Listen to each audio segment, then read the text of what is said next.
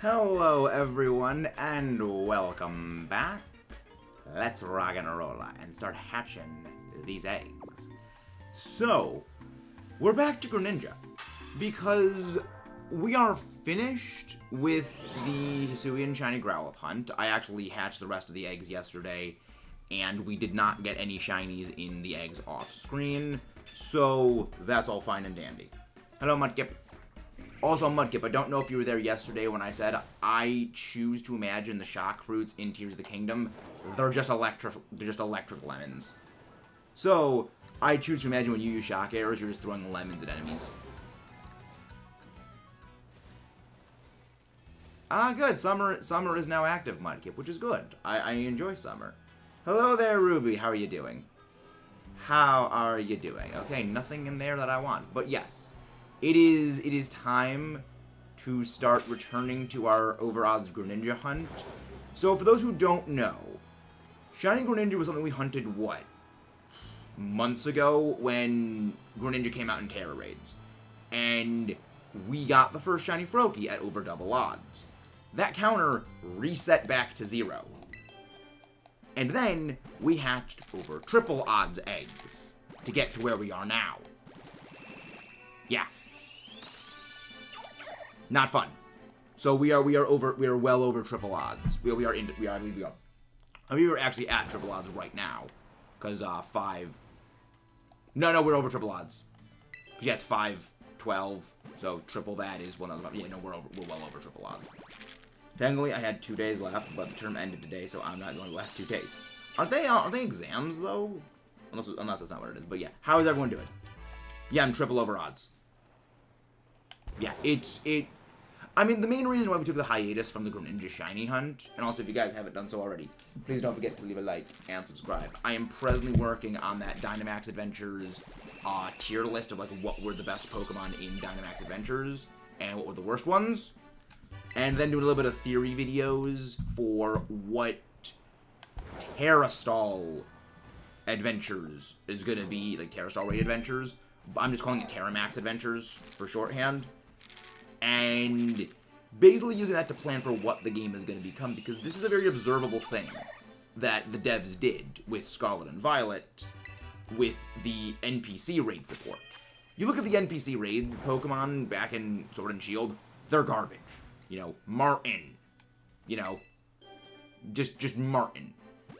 You've got the freaking Magikarp. You've got that Eevee that did absolutely nothing. You've got, just a lot of, like, not good Pokemon.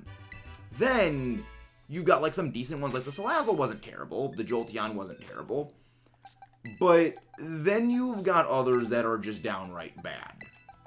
And you're skewed more with, the bad Pokemon than the good ones.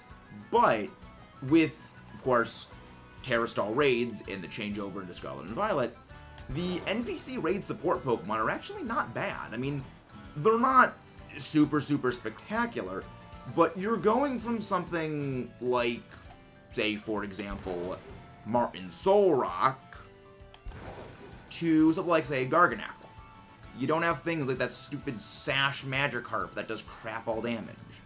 You actually have decently competent Pokemon like a Flamethrower Arcanine, Close Combat Megahorn Heracross, which, yeah, it kind of doesn't do great, but this time you're not actively penalized if the NPCs get KO'd. So it's like, they learned. Like Staraptor. Staraptor isn't, like, the super greatest thing for Terra Raid support. Close Combat actively cripples its own defenses, and Brave Bird, and I believe it also gets, like, Double Edge, are very heavy recoil moves. However, you don't get penalized. If the Staraptor faints, you don't lose time. Whereas you actually did lose, KO counters in Dynamax Adventures and Dynamax Raids. So, they've realized to not actively punish players, because, just sometimes people can't play with other people. People don't have Switch Online. It isn't good to punish players, and they're realizing this, so they're actually making other Pokemon viable.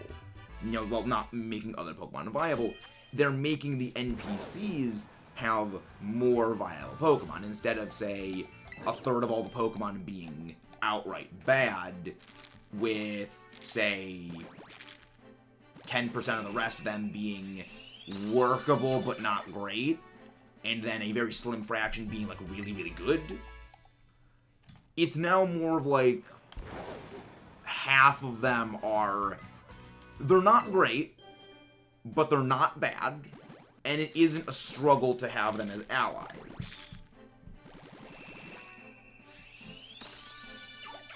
Rhyperior, I didn't find Rhyperior that hard back in Sword and Shield, because it's very, very low special defense. You just set up something like, say, Rain or something like that. Well, then again, it can set up, you know, Sand in those other things, Max Quakes.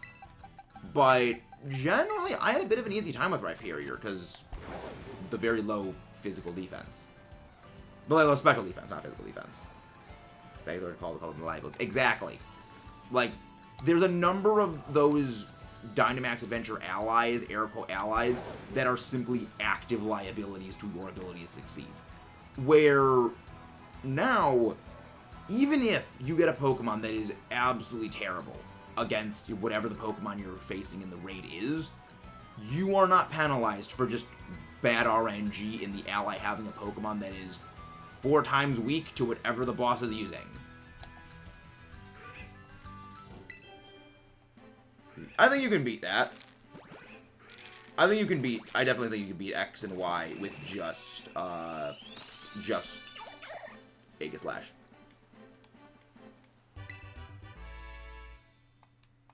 Because, like, I'm glad they've learned from that, which makes me think, if they're going to be including, you know, Dynamax Adventures-like systems in the DLC for this game, what kinds of Pokemon are they going to include? Because we can obviously assume, if they're going to be having a Dynamax Adventures equivalent for, of course, this game's DLC, there's going to need to be some bad Pokemon. There's this sort of hypothesis that we've actually somewhat tested when it comes to Pokemon games, that there always need to be bad. You know, bad in the sense of not as well performing Pokemon in either the games or just whatever medium is included. You know, a good example of this is you need those, like, not great Route 1 Pokemon that don't have particularly great stats, and, you know, just some other Pokemon sprinkled in throughout the regions that are not great, because it makes the good and the great ones just shine that much brighter. The perfect case study for this is you look at Unova. Almost everything in Unova actually is quite strong. There's very few bad Pokemon in Unova in the sense of just garbage stat line and garbage movesets. Really, the only examples of this is the Route 1 Pokemon of Patrapped, which Watchog is just not good in terms of its moves, but at least has, like, an interesting kit, even if it isn't great. And then there is mostly byproduct of, like, it's just horrible move spread on Pheasant, where it's a physical attacker with Super Luck, but, like, all of its moves are special. Even Emolga's not bad, because Emolga's got that very, very strong defensive typing. I mean, Electric Flying is one of the best typings back then for a very solid reason. It isn't, you know, much of a damage dealer on its own, but it can honestly do a lot more work than you'd think. You know, again, there's, you know, the decent to good. Most everything was in that upper range of decent to good to great.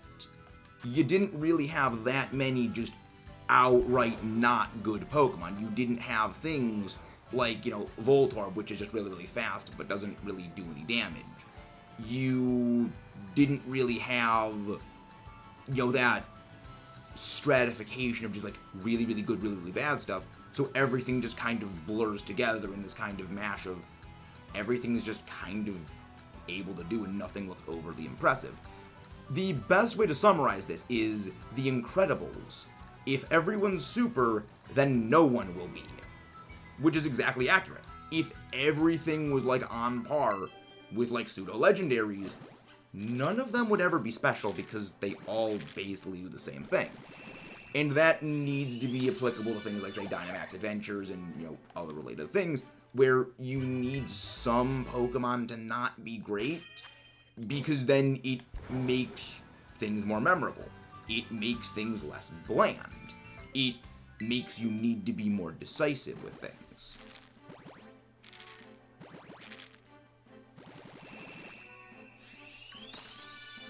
I meant like bad stats and like bad stats, bad moves, like bad many things. Even if Emolga doesn't have the greatest stats, its type combination actually does make up very heavily for it. You know, Emolga's typing and also its ability do, in a lot of ways, make up for how not great it is in a story playthrough. Of course, in the competitive scene, there's a very different thing there, but Emolga isn't... It's not unusable. Trying to get Shiny Rayquaza. We got Shiny Rayquaza very quickly in our Dynamax Adventure Shiny Hunt. That was, I believe... It was our fastest Dynamax Adventures. So that was, I think, like 13 or 14 DAs when we got our Shiny Rayquaza. I honestly want to go back and, like, re-edit that reaction so, like, it's actually, like, properly well done again. It's just me, or are Mud and Water Sport completely... Oh, they are completely useless. You are exactly correct on that, Jay. There are very few Pokemon that are not of those typings that learn those moves. And they're kind of moves that are meant to be more used in the context of doubles, where you have one Pokemon using them alongside another Pokemon for support, but it doesn't work out in that way. I mean, especially because Water Sport is just a default worse version of Rain, because Rain also decreases Fighter-type move damage by the exact same amount, but it activates many other abilities, and it also increases the power of Water-type moves. So it's just generally, it's overall like a much better thing. The only time something like Water Sport is better than, say, Drizzle, is the opponent is using Water types, and you don't want to make them stronger. That is it. It is otherwise entirely useless. Which version of it? Exactly, that's the thing. It's made obsolete by the fact that other things just do better, and in the modern day with, like, Lightning Rod changes, and, you know, just a more availability of things like Lightning Rod and Electric drawing abilities, and, like, you know, of course, better redirection, it's kind of useless, especially with, you know, Light Screen and stuff existing. It's one of those things that it kind of made sense back in Gen 3 when the devs really didn't realize how things would actually work. Because you gotta remember, Gen 3 is when a lot of moves that were techie moves were added, because the devs didn't really understand to the fullest degree how things could be utilized. That's not saying to go any easier on the railing against it because of, you know, ineffective introduction of things, but it is something to just have in the back of your head that Gen 3 was a lot like Gen 1 in the sense of devs had no clue what they were doing. You know, it's the reason why a lot of Gen 1 Pokemon stat lines are very not good, unless, you know, of course, they got, you know, massive special defense in Generation 2 when special defense was added, or they got, you know, stat buffs later on where, okay, we'll add on, like, an extra 20 stat points, an extra 10 stat points to this Pokemon, which made them, you know, a little bit, or, like, the Legendaries, which just naturally had very high stat totals to begin with, which they didn't really use that. Great example is Gyarados. You know, Gyarados was fantastic back in Gen 1 because it had a very, very good stat line. The change over to Gen 2 basically kneecapped it, aside from, like, tech and special damage usage, because its special defense, its special attack is just kind of garbage, and it doesn't really get flying moves. But it could do, like, Thunderbolt, like, do, like, weird, janky stuff, like Thunder Wave and Flamethrower and Ice Beam, and wasn't great, but it could do something. But then you've got things like, say, you know, Hypno, which, not the greatest. You know, it's just got high special defense and nothing else. Hello there, Chloe, how you doing? But yeah, Generation 3 was a lot like Gen 1 in the sense of it was the growing pains of this new style. Though, unlike with Generation 1, where they didn't really fix a lot of the bad stat distributions Pokemon had, they were able to introduce improved versions of other moves, you know. Good example is there were a few that were added in Generation 3 that just better versions were added. Also, again, pre-physical special split was problematic, so there's also that to be, said. So there's a few things that Generation 3 had in terms of introductions for, new systems that were a bit not effective. Mostly because, again, the devs just had no idea the practicalities that they were dealing with because they were quite literally revolutionizing the game. I don't mind Shiny Tyranitar. I kind of like the brown.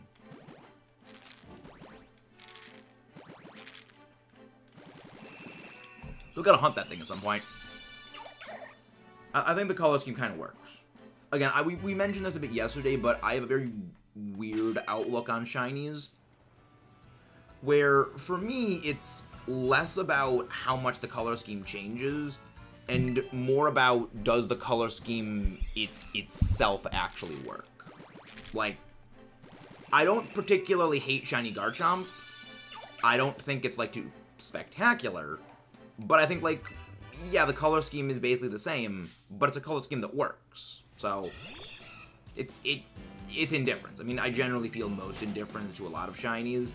There's very few shinies that I will be head over heels, this is the greatest shiny in the world, because I'm functionality over form. I am all about that functionality over, the actual aesthetics of something. X-Mon's tournament, I found an opponent with a Latios, Draco, Meteor, Dragon Gem, and... oh, wait, it's contrary. Oh, boy. Yeah, that's one of the reasons why, I don't do anything other than, actual main game battling, as in, official main game rules, because then you get things like that which you can't actually do. Like Hackmons. It's oh, yeah, no. Gigaton Hammer, King Gambit. Gigaton Hammer, King Gambit-y face. No. Shiny Charm, so I can now Shiny Hunt for 80 buff with my Shiny Wigglytuff solo run. Fun. That's fun. Yeah, I at one point wanted to do a Shiny only run. For a while I rolled around in my head the idea of the Shiny only run for Soul Silver, but I then realized I'm not gonna do a Shiny only run of Soul Silver. I would quite literally be on that game for years. Because one of my friends, he's been doing a shiny badge quest of a Fire Red, Leaf Green. As well, I'm pretty sure it's just a badge quest of Fire Red, but it's habitual to say both games at the same time. And I think it's, 2 years he's been doing that? Actually, no, I remember him talking about that when we were still going to college together, and that was, before the whole COVID pandemic happened, so that was, well over 3 years at this point. And he hasn't, beaten the game, because he found a shiny Nidorina in the Safari Zone, and it ran away.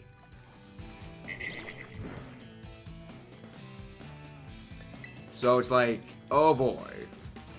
Yeah, that was a painful thing. He found the shiny and it ran away, so he has to go find another shiny inside of the Safari Zone. And I'm just you have. Also, I have completely forgot to update this counter. I have completely forgot to update my Greninja counter. I need to up this to 1765. Hello, Ember. How are you doing? Come on, the mods, go grab Ember's link. How are you doing? Nope, no other shiny Mareep. Yeah, I have Dreadnought, Hobbit, and Toadstool. Fun. Yeah, I've debated doing that, but I ultimately came to the decision I'm just gonna be shiny hunting I'm just gonna be shiny hunting the Lugia, and I've got a few ideas for what my playthrough team in my Soul Silver run is going to be. And I'm still not perfectly finalized on everything, but I've got a few ideas. I've got a few ideas. I'm totally not drawing Espeon at work. Okay, neato. Main idea I had was probably not using a starter, because I've used... I love both Feraligatr and I love Typhlosion, but I always use those, and it's I don't want to use Meganium. It's not a fun Pokemon to use. It has very, very, very not good stats and a very big type disadvantage for literally the first, like, half of the game. If not even more than the first half of the game. Actually, no, it has a default type disadvantage, or just neutrality, for literally the entirety of the Johto stretch. It is at default type disadvantage against Team Rocket, because they tend to use poison types. It's weak against Falconer, it's weak against Bugsy, it is weak against the entirety of Morty's team, because his is all poison. Neutral against Chuck's team, aside from the Poliwrath, which that's it. Disadvantage against Jamie. Yeah, no, not Jamie, Jasmine. Super effective against the ice types that Price has, because they're water and ground. But also, it's weak to ice, so it's like, there's that. And, resisted dragons. It's like, Meganium has the hardest time of, I think, any starter in any game, because so much of the game is hostile to grass types in Johto. And even against, like, Kanto stuff. Like, it's good against Brock, it's good against Jamie. Not Jamie, it's good against Misty. But it's, like, a lot of the other stuff it just does not do well against. So, I'm almost debating not even using my starter for my run of Johto. So, it's a plan I had. I'm still trying to figure out what I'm going to be using for the team. Burnt out from semesters, dude. No students are here, aren't here, a bunch of. So, what do you even do when there's no students? You just, like, kind of sit at a desk all day and just, like, stare at stuff? Like, is there, like, paperwork to do? So, what do you do? Yeah, I generally use my starter in all playthroughs I do, but there are, at the bare minimum, there is at the bare minimum one other run I am planning on doing in the game, or I am not using my starter. But I'm also trying to feel like, what am I even going to use for my playthrough of that Soul Silver version? Like, what are my options? Because, like, there's... The main issue is, fundamentally, when it comes... The issue is fundamentally when it comes down to Pokemon in Johto. There's a very large number of Johto Pokemon that are either exclusive to post-game or not good because they're simply pre-evolutions of already existing Kanto Pokemon. Because if many of you guys did not know, basically all of the Pokemon Johto added were actually just reused designs from Gen 1 that kind of got the axe. So it's why a lot of them are pre-evolutions of Gen 1 Pokemon, or evolutions of Gen 1 Pokemon, because they were actually things that were thought of back in Gen 1, but had to get the axe. Like things that need to change. Ah, so basically you handle, like, the logistics. You know. But yeah, so I'm trying to figure out what my team for that, run of Soul Silver is gonna be. I had the vague idea of actually using Xatu, but I think the only issue is, like, how early can I get Xatu? It's like, I have ideas for it.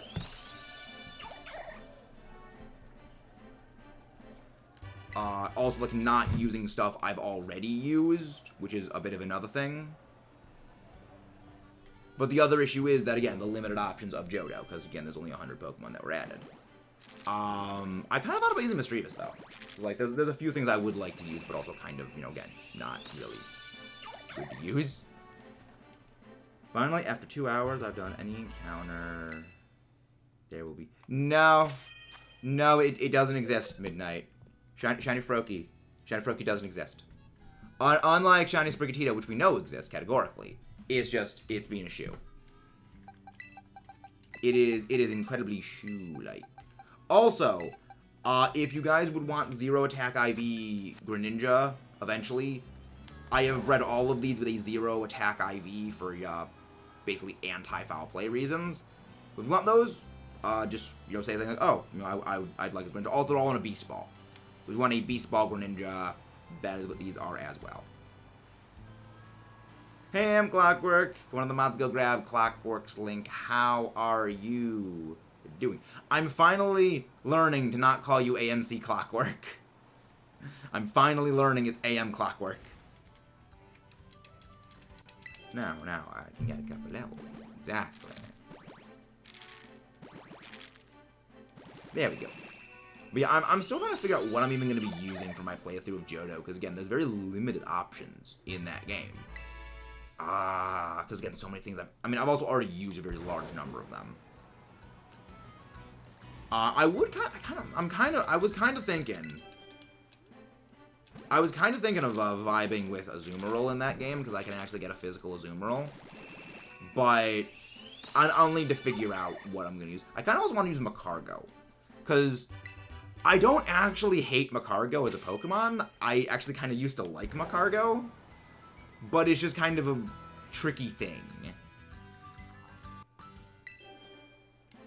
Oh, it's funny. Baby used to do the same with the viewer called GBZard.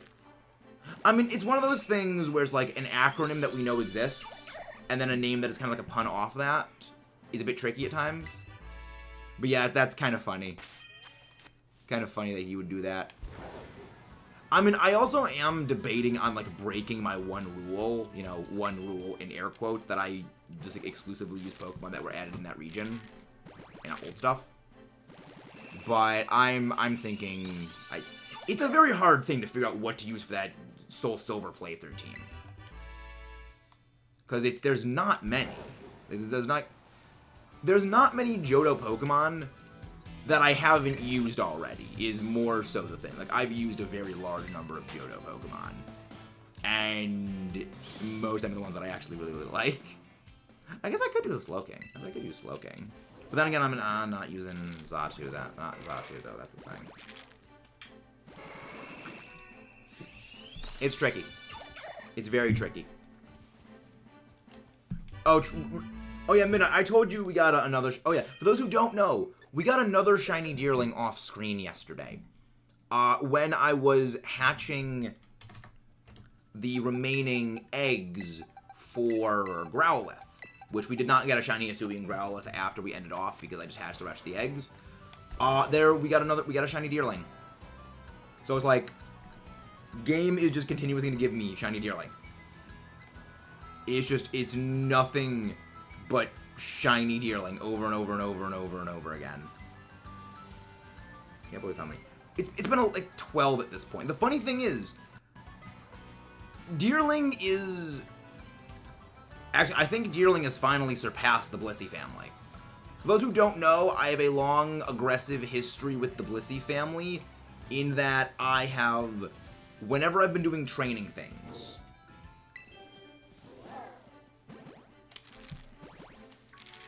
congrats on the Staravia, you didn't miss. Like, who's PM7? The team, one is Content Crocodile PG, GRENINJA. Yeah, depending on the Pokemon, I will just teach my starter sometimes, like, HM moves if I... Like, oftentimes, I don't really need HM, like, all 4 move slots in my story playthrough Pokemon, so I will be kind of okay with tacking on HM moves. Because even, like, things like Surf is actually just, like, a genuinely good move. So it's like, there is that. But yeah, I'm struggling to figure out what I would use for my team for this game, because I've already used Marie. I kind of want to use Xatu, though. Like, I think Xatu would definitely be on the list of, like, things I would use. I guess I could use Lantern.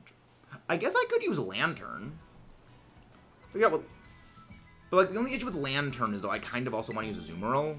But the only issue is that I wouldn't have, like, Fairy Azumarill, and, like, I'm most used to Azumarill because of Fairy Azumarill. Really? Oh, you don't even get Thunderbolt? You don't even get Thunderbolt. Oh my gosh. Why do no electric types learn Thunderbolt by level up? Like, I'm going to look at how many electric types learn Thunderbolt by level up before, like, any modern generation. Hello there! Oh, it's you, Litsune! So, what the freak is that font, even? Oh, doesn't know what Sandygast is? I love Sandygast! Thank you, Litsune. Okay, yeah, stuff that learns Thunderbolt by level up. The Pikachu family, and the Electabuzz family, back in Gen 4. Let's go to the modern day where, like, stuff learns Thunderbolt by level up. There's not a whole lot of them, I'm pretty sure. Yeah, the stuff that learns Thunderbolt by level up in the modern games. The Pikachu family, Electric Regieleki. Let's go see what it was in Generation 8. Oh, what a surprise. The Pikachu family, the Electabuzz family, the Electric family, oh, the Helioptile family, only Vikavolt, Xurkitree, and Regieleki. It's like there's less Zekrom too. It's like the things that learn Thunderbolt. There's less than 10 of them in terms of evolutionary fitness. Oh, Let's Go Pikachu made a lot of Pokemon learn Thunderbolt by level up. Well, a number of them. Oh, Stunfisk learns it. Interesting. Weird that Stunfisk lost Thunderbolt by level up. Very weird. It's like, why is it that they will make Thunderbolt not learnable by level up for so many Pokemon? It's like fire types learn Flamethrower by level up a lot. Ice types tend to not learn Ice Beam, which is weird. But it's like it's very, very strange that it's like Thunderbolt, Flamethrower, and Ice Beam are like the trio of moves. Like they are like the main trifecta. You know, of course, Fire, Ice, and Electric. Kind of go back to Legendary Bird. Like the Legendary Bird don't learn it. Like why? What is this weirdness? It makes zero sense. Ember hungers. Ember hunger for food.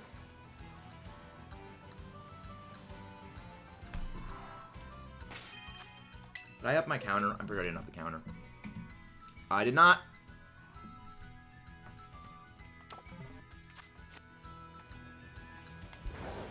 Yeah, I'm trying to figure out what the team is going to be for that playthrough run. I am debating of actually using Lantern. Lantern's debatably on that list now. Because I don't think I'm going to use a Azumarill. Because it's going to be weird not using, like, Azumarill for, like, the stuff. Yeah, I don't think I'm going to use a Azumarill for that. Like, yeah, Sudowoodo. Xatu, Sudowoodo, Lantern. Dunfan, question mark. You want to use that? Actually, speaking of, do you get Misdreavus in Soul Silver or Heart Gold? I'm fairly certain it's a version exclusive. I'm fairly certain it is a version exclusive, but I want to check that now because like I feel like that could be fun. I've used Mismagius. I used Mismagius in... I've used Mismagius in one of my runs of Sinnoh. Location. Okay. Okay, it is in both games. Okay, Mismagius, Misdreavus is on that list. Misdreavus now on that list. Hello, Ash.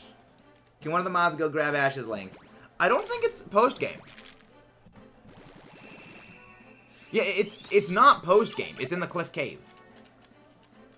Yeah, it is in the Cliff Cave exclusively at nighttime, and it is very, very rare.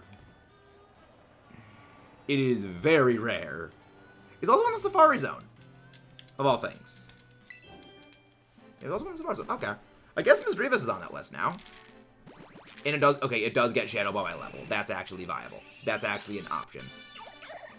Okay, well, this team's coming together. The team's all coming together now. It's all coming together. It's all coming together.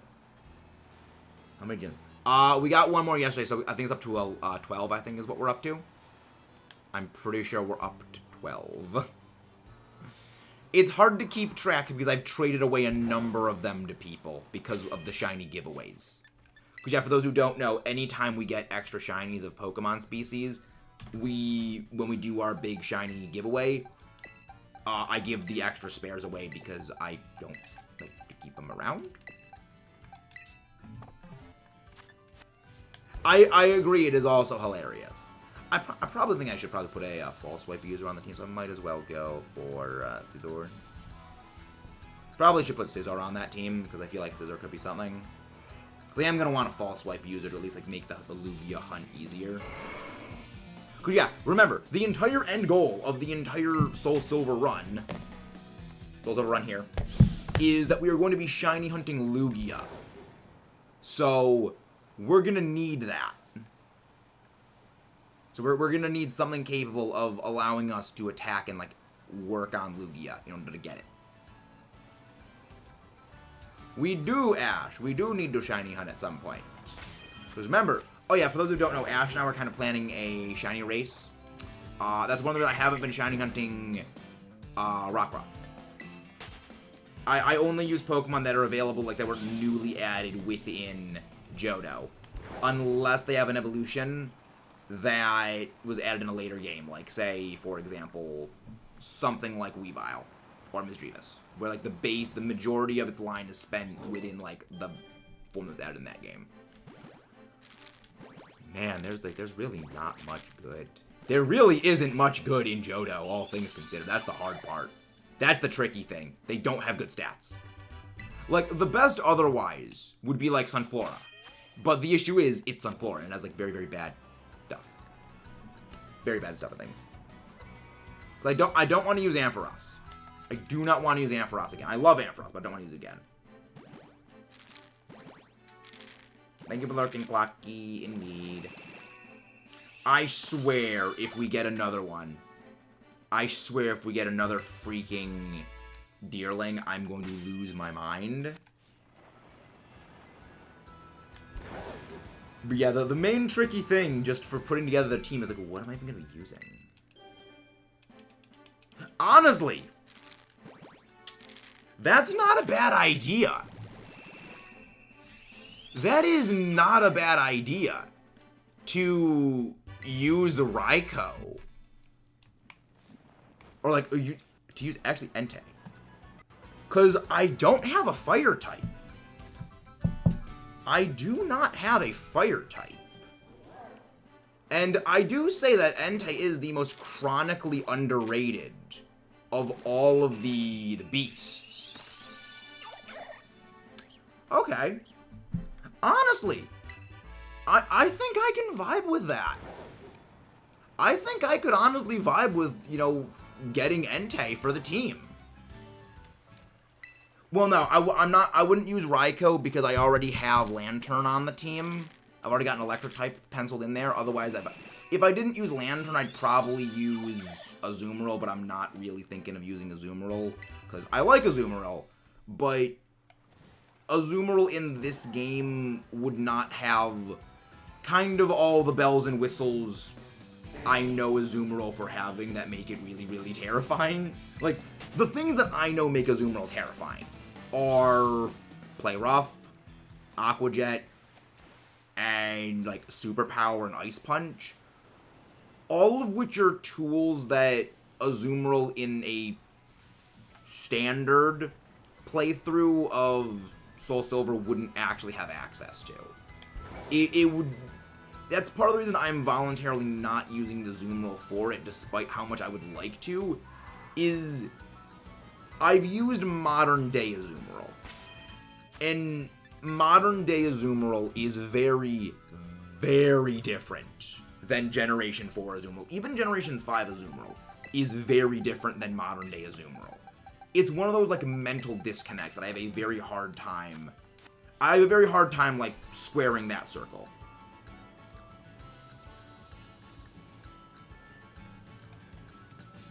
Hello, Eric. How you doing?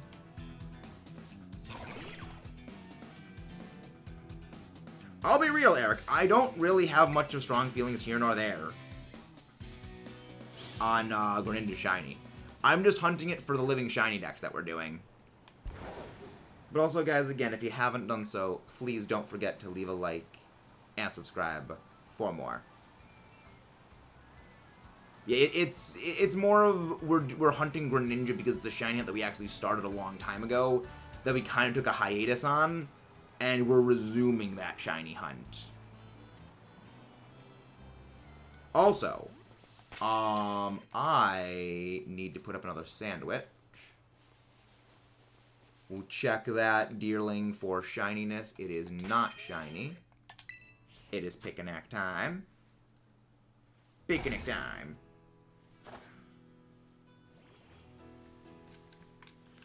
Yeah, I think I got my team for I think I got my team for the playthrough penciled in. Like the other option was like Crobat, which I like Crobat, but I've already got a flying type on the team. So yeah, I think that's a pretty solid lineup. You know, we got a Thunder Wave user, we got the Lantern, we got our False Swipe user, we got the Scizor. Entei could be fun to use. I've never actually used Entei before. I've actually never used Entei.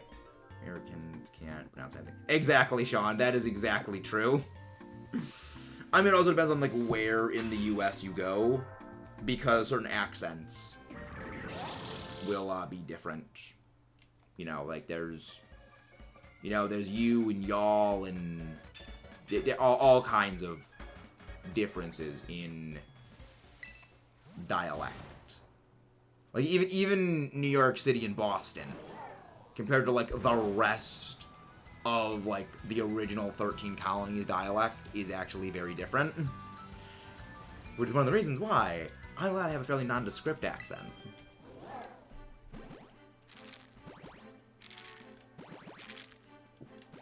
I was never really one for sports at all. I was never a sports person. Which is weird, I used to swim. Wish I kind of kept that up, though, but the hydrodynamics did not agree with me. No one believed me. Rip.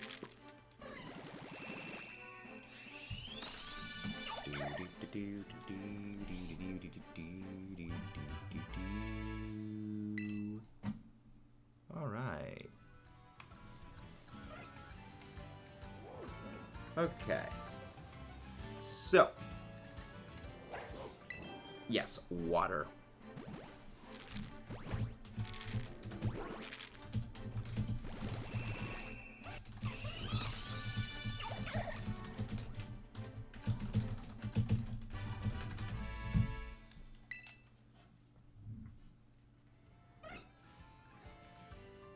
Technically everything is an accent. It just depends on what your perspective. It just depends on what your accent is. Like, say, if I was to go to the South, where, you know, the Southern drawl is, you know, I would technically have an accent. Because the accent is basically a manner of speaking that is just different than the local area.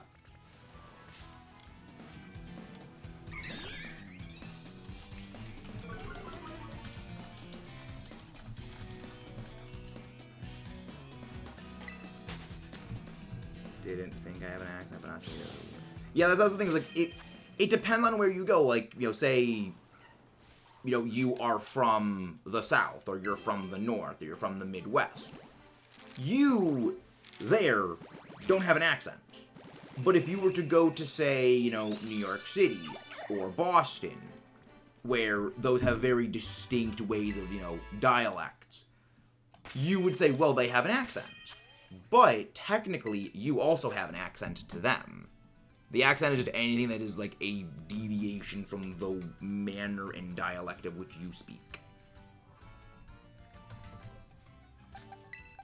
So, it's a matter of, like, location, really. It's a fascinating thing.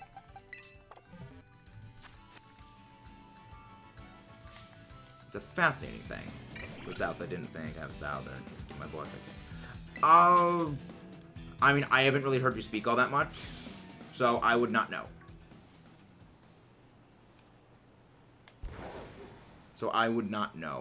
Because I don't really hear Sly have a Southern drawl in his voice.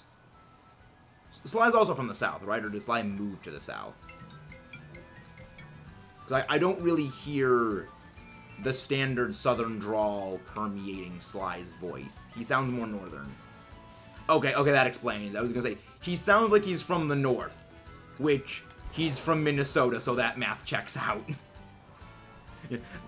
That's one of the funniest things to me when it comes to, like, accents in the United States, is you've got the Southern drawl is, you know, very heavily, like, a part of the South, obviously. That's what Southern drawl is from. You have Boston accent, New York accent, and then, like, everywhere else all talk the same. Like, at the very, like, the South makes sense, you know, it's several states stretching across, you know, several areas of things, makes sense, you know, that makes sense. But, like, why is it just the New York City accent, like, you know, the Brooklyn accent? Why is that localized to just New York City? Why is the Boston accent localized to just Boston? And yet, it's like, someone in California talks to someone in New York, talks to someone in, you know, Minnesota, talks to someone in Iowa. You can't tell where they're from, because the accent is not indicative. But like, oh, you talk to someone from the South, oh, you're from the South, because you have that accent. Oh, you're from Brooklyn, you have that accent. It's the weirdest thing. When I mean, like, accent, I mean is, like, that's how you naturally talk. You know, like, it's not, you are deliberately trying to speak in the manner of somewhere else. It's just, like, that is your natural way of speaking, is what an accent kind of is. No, I do not have a shiny Charmander. We are going to be hunting for that later. As in, like, you know, a future hunt will be Charmander. We hunted for it before, but we kind of took a break from it to hunt other stuff. And then we just never got back to it because the hunts just kept piling up and up and up and up and up. We're going to be resuming our shiny Charmander hunt.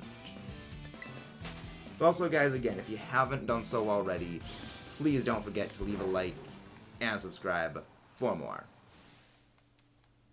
It's because there's a reason no you pronounce. Well, the thing is, you is both singular and plural. There's actually, English is not the greatest with plurals, but you can mean either the you singular or the you as a group.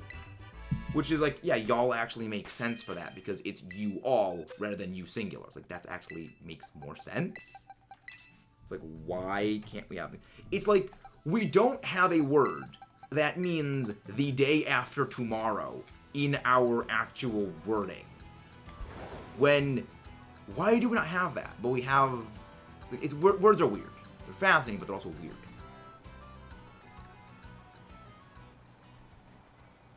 It's very, very weird.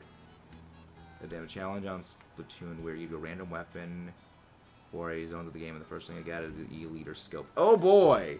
Oh boy, Mudkip is just all scope time. I know how much you hate your E-Leaders. Those who don't know, Mudkip has... Well, granted, Mudkip, I, and many other Splatoon 3 players, not fans of chargers. We are not fans of chargers.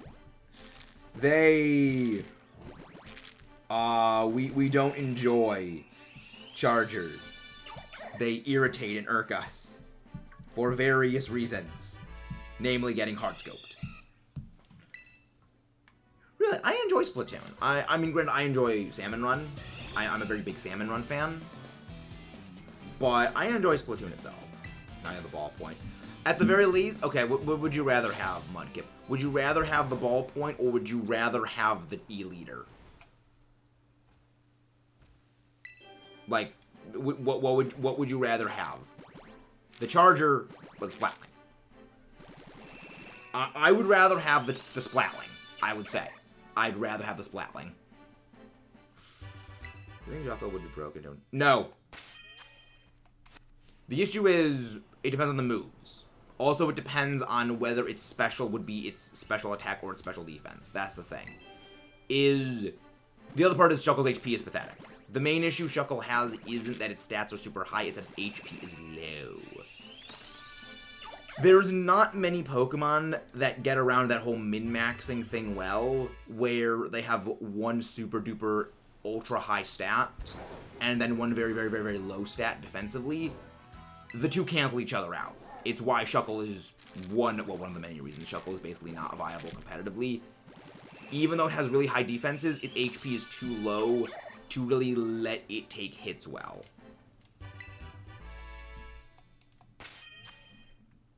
It's not good at doing anything.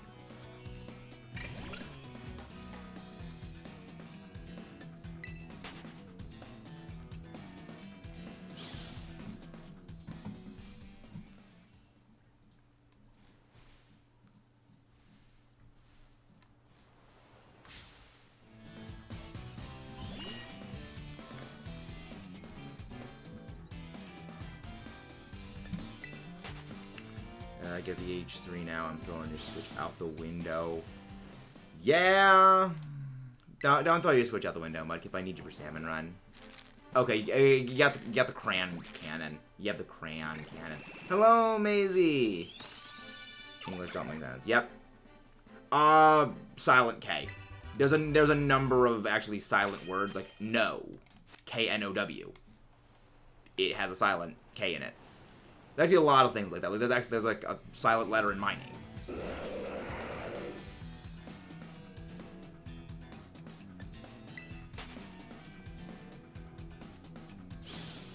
Yeah. It's one of the weird things about language. It's one of the reasons why it's probably good to not question language at times, because it's just gonna make your brain hurt. It just makes your brain hurt. Which is one of the reasons why I don't study words. I study rocks. Because rocks have a very set thing about them and very set chemical reasonings for how they do things. That's why I like rocks.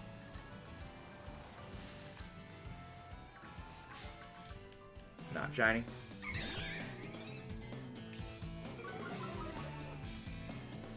Exactly like that. No! You're very funny, Ash. You're very, very funny. Also a silent K in no, exactly. This is not language lessons with Maxis. This is shiny hunting. So let's get back to some shiny hunting topical stuff. So, what's everyone gonna be doing? Yeah, no, exactly midnight. Wait, word, something, misspelled, yep. Yeah, again, it's why it's a good thing to just not question them, because it's just gonna make your brain hurt.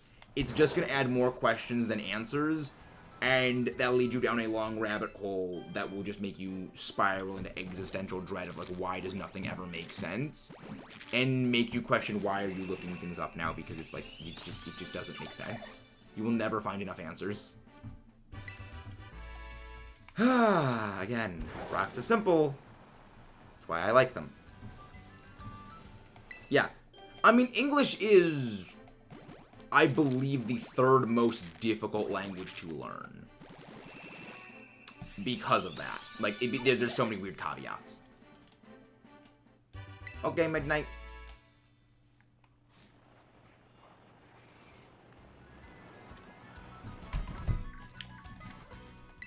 Second shiny Rufflet, so I have shiny Braviary and shiny Hisuian Braviary.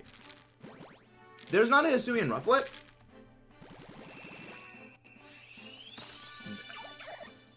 I always forget if it's like, there is a Hisuian Rufflet or if it's just like regular basic Rufflet.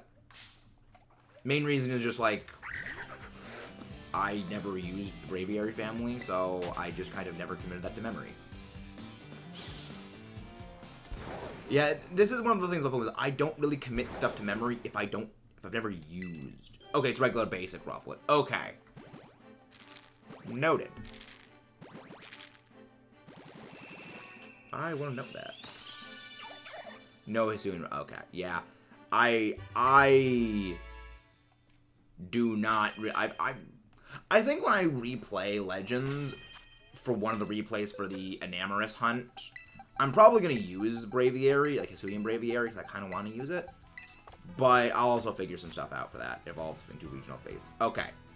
So it's like Cubone in that way, where it's just, okay, base form evolves into regional form, and it's a shared base, not like Sneasler.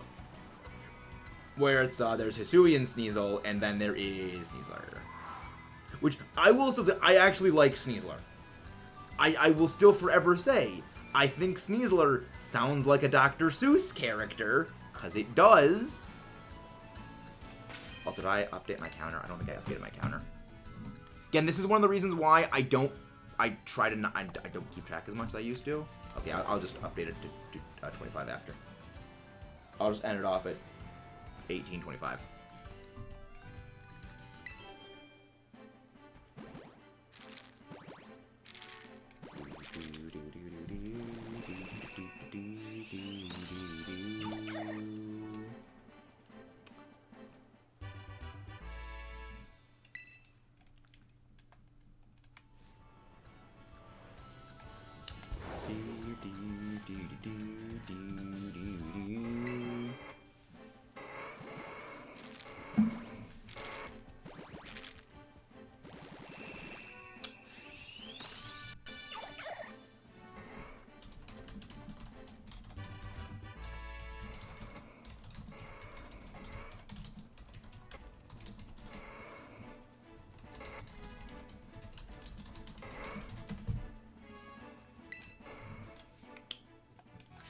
It'll be funny if I get another shiny Paldean Tauros that just runs into me. So I think I've mentioned the story before, but the way that I got my shiny Paldean Tauros was I was just sitting here doing nothing, and it literally ran into me at full speed. It was hilarious. I love it.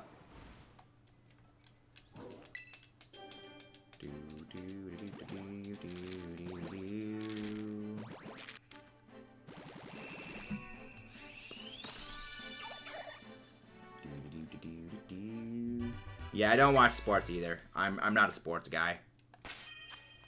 I will only ever watch sports if it is with my dad, because he understands sports. And it's like he can basically translate for me. It's like, okay, what does this mean? It's like, I never watched the Super Bowl. I only used to watch the Super Bowl for the commercials. Because the commercials were like movie trailers and stuff. And now it's like they're just regular commercials. They don't have anything actually interesting that, like, unique.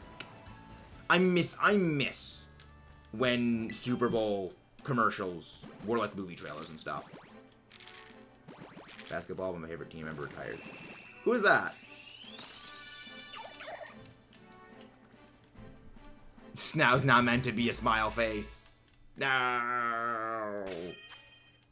That was not meant to be smiles. Okay, this is... There we go, that's 20. Now we have gotten on the correct path for things. There we go. Yeah. 22 likes. Delightful. And again, guys, if you haven't done so, please don't forget to leave a like and subscribe for more wonderful viewers you are. Spurs, Tim Duncan, Philly Tony Parker, Silver Trio, go watch them. No idea who any of those are. I only know, like, Shaquille O'Neal, like, LeBron James, and, like, that's it. I know of, like, no other basketball players. I only know of Kevin Durant from memes. I only know of Kevin Durant from memes. And that's entirely because, like, Kevin Durant, and, like, the Pokemon Durant.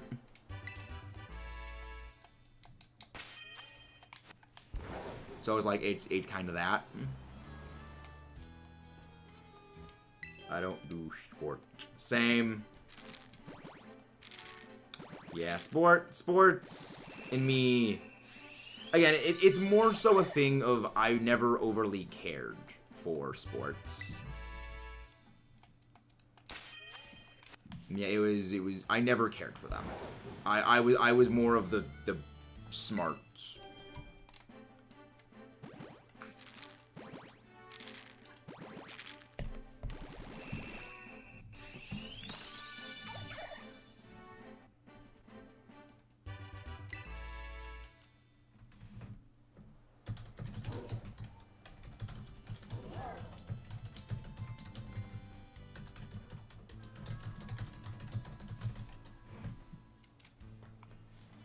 Main sport of basketball. I mean, I also hate them in return, Omar. So it's mutual. The feeling is mutual. It is a mutual disdain for the Froggo. Yeah, I mean, again, this is not even our worst hunt. Our worst hunt for shinies numerically was our Charcadet hunt, where we went over 10 times odds. It was really probably more into the ballpark of like maybe 13 times odds based on just the way the math works out. But yeah, this isn't even our worst one. Though at least the Charcadet hunt was in total barely like 10, not even 10 hours. It was maybe like say 8 hours or something in terms of total, and that was an off-stream hunt. Whereas this one is much longer because it is Masuda hunting. And then our longest time-wise was the Ho-Oh hunt, but that's a whole different story altogether. Oh yeah, the Charcadet hunt is one that I'm actually very glad I did off-stream, because that was for something else, and it's like, yeah, that was not fun. I have no desire to hunt something that extensively ever again. That's why I've got a bit of a hard cap for if a hunt exceeds like a certain I guess, like, value of encounters, you know, for odds-wise, I will do that hunt off-screen. Because my commentary is going to be very cyclical. Where it's just going to be, like, me saying the same thing over and over and over again of, like, not enjoying the hunt. So, I just do that off-screen to, like, I'll just sit on my own and do it so I can, like, listen and, like, watch some other stuff and do it passively. And not simmer with rage. Welcome in, Lucky. And again, guys, if you haven't done so, please don't forget to leave a like and subscribe. But we are, I believe it is 2 away from 2,200 exactly. So that's going to be fun. Going to be very fun. Streams, remember, Shine, yeah. It's been a while. How you doing? Got the green ninja. Oh, get the green ninja. Now, the frog doesn't exist. Triple odds. It's like... the thing is that worries me is it's generally an escalating level of the first hunt is lowest odds, the second one is middle of the odds. So, like, generally, the last egg takes the longest to get, or it takes the easiest. It's either, like... It's either well above the others or well below the others. It's never in between. So if this one is taking this long to get, I'm like, and if this one goes over odds, this is, if the next one also goes over odds, like, we're not getting it before anything. Insane. I feel like should have been grass and have been green. Yeah, I mean, the name comes from, like, the French word for frog, which is why its name is, like, GRENINJA. Like, I think gren comes from the French word for frog. But... yeah, it's... names are weird. That's one of the reasons why... I think Pokemon's naming schemes are at their best when, within the same region, they don't mix multiple languages. Like, I think that it's at its best when they don't mix languages. I'll thank you for in the Discord. Like, I think it's at its best when they don't mix multiple languages and they just use, like, all the names all come from, like, English words and, like, another language, like, one other language. Like, okay, just English and Spanish words basically forms the base of the Pokemon's word, the Pokemon's name. Not like, we're gonna have some Spanish names, some French names, some Japanese names, all in one region, because it makes all the names kind of sound a bit weird with, you know, in the summation. But having, like, all the names come from a same language in a particular region, it gives it that more consistency feel. Which is why I really, really like what they did with Unova. Like, Unova's the only one I think they could kind of get away with. Like, it makes sense it's all a bunch of different languages, because Unova's based in America, which is literally a place where a bunch of other people come from other places. Its entire identity as a, you know, nation comes from being a conglomeration of stuff. Whereas, like, it wouldn't make sense for, you know, Pokemon from France to have names that are, you know, Japanese in origin, that are English in origin, that are Spanish in origin, that are, like, Chinese in origin. It wouldn't make sense. We have it French-based, and it's closer to English words have more layers of depth. Nice to meet you as well, Lucky Gamer. Nice to meet you as well. Again, that's also kind of like my things again. I'm about, like, the consistency. I like the consistency of things. But there are also times where it does work. You know, like the multiple conglomerations work. That's one of the things I really love the... I periodically blank on names of regions, but I like the Alola names. It's like they're Hawaiian. So it's like, they work. Like, that works. Yep, Auto-Rung is a shoe. The other frog. Yeah, you're right, it is a frog. Toxicroak, I forget Toxicroak's a frog. Meanwhile, Toxicroak literally runs in... Oh, it's Scyther. It's Scyther. Yeah, I kind of want to use a Toxicroak at some point. Because, like, it's one of those Pokemon I found interesting, but its typing's a little awkward. Yeah, I maybe I'll do another playthrough of... Well, no, if I do that, I'll have another Pokemon, so that wouldn't work. Ooh, my boss diff. My boss diff, I would say, is the goodest of boys. We are very over odds. We've been very over odds for a long time, Skitty. We've been over odds for a long. Yeah, this has been my worst Masuda hunt. This has been by far my worst Masuda hunt I have ever had. Nice. Floofist. Ooh, Floofiest. I said it's probably Stoutland. Like, I feel like Stoutland's pretty floof. Stoutland's pretty floof. Stoutland floof. Or Arcanine. Yeah, it's either Arcanine or Mabal. It's either Arcanine or Stoutland. Is, I would say, the floofiest.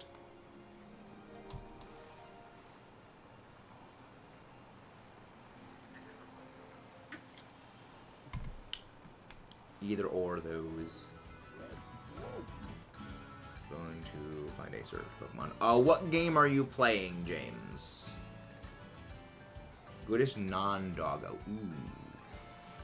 That is a good question. That is a good question. Probably Heracross. I would say either Heracross or Togekiss. Heracross or Togekiss. Yeah, that was... The Alola anime is unexpectedly darker than you would expect.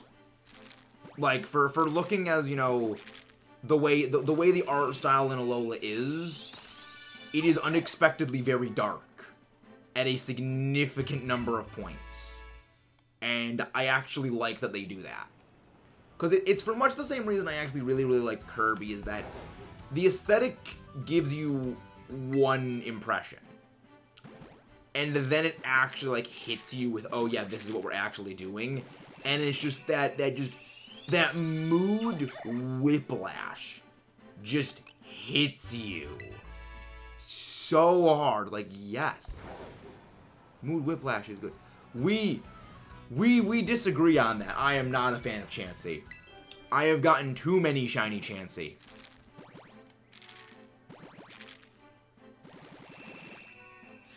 Shiny Chansey is like the second most frequently found shiny for me.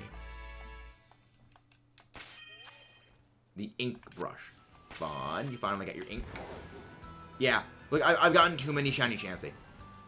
I don't know if it's one I've gotten the most, because I feel like at this point, Deerling has gotten more of them. Pokemon do you think should? Oh, I got no idea. Like, here's the thing. I'm very bad at deciding what to shiny hunt. So, like, I'm probably the last person it is a good idea to ask for advice on what to shiny hunt. Oh, this is something. This hunt is something. Now, I mean, I like the Brellas. You don't like the Brellas, Mudkip. Why do you not like the Brellas? What did the Brellas ever do to you, Mudkip? What did the Brellas ever do to you to deserve such slander?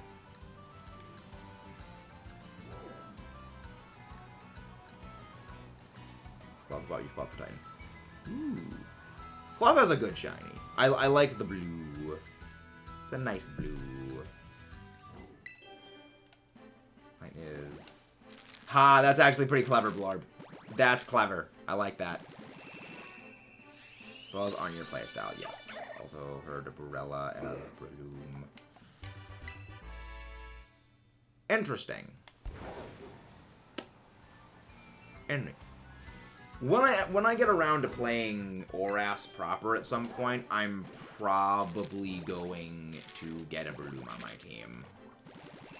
Like, I've always wanted to use a Breloom, but like the starter I basically always pick whenever I play through Oras is I use Sceptiles. Like, I don't care for the other two starters particularly much. I know it's a bit of a hot take. It's like, yes, everyone loves Swampert.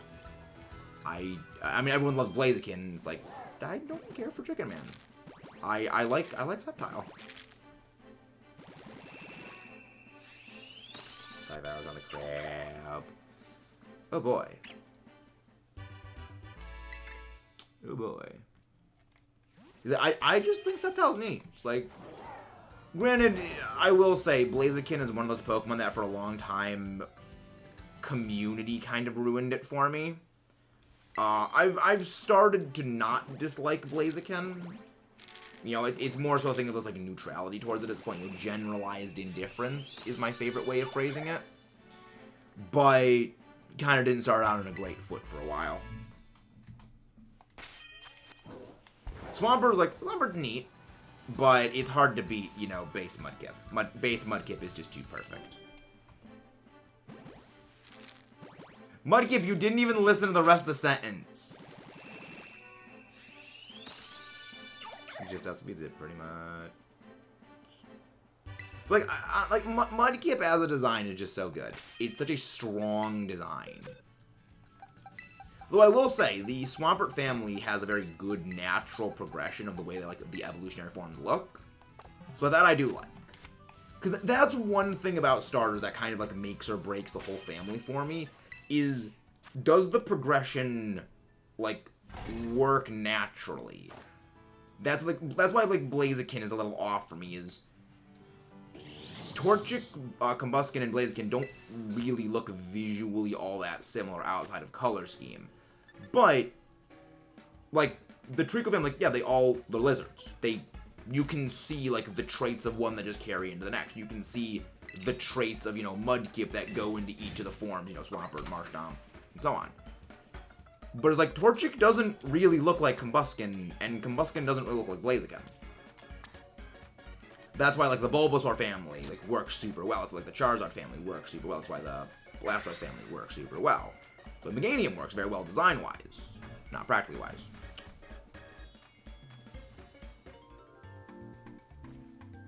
Yeah, need to make people fight out. That's winners and barons. I don't think that they will, because like, they just introduced them. Seeing Mudkip, catch Gastrodon. Yeah. I mean, we love Gastrodon. We stan Gastrodon here. We stan Gastrodon. We prefer pink. We prefer pink Gastrodon, but we do not have any aversions to blue Gastrodon. Which reminds me, I still love the fact that I specifically caught a pink Gastrodon all the way back in Legends just to send that into my Sword and Shield version so I could get a pink Gastrodon for the EBL.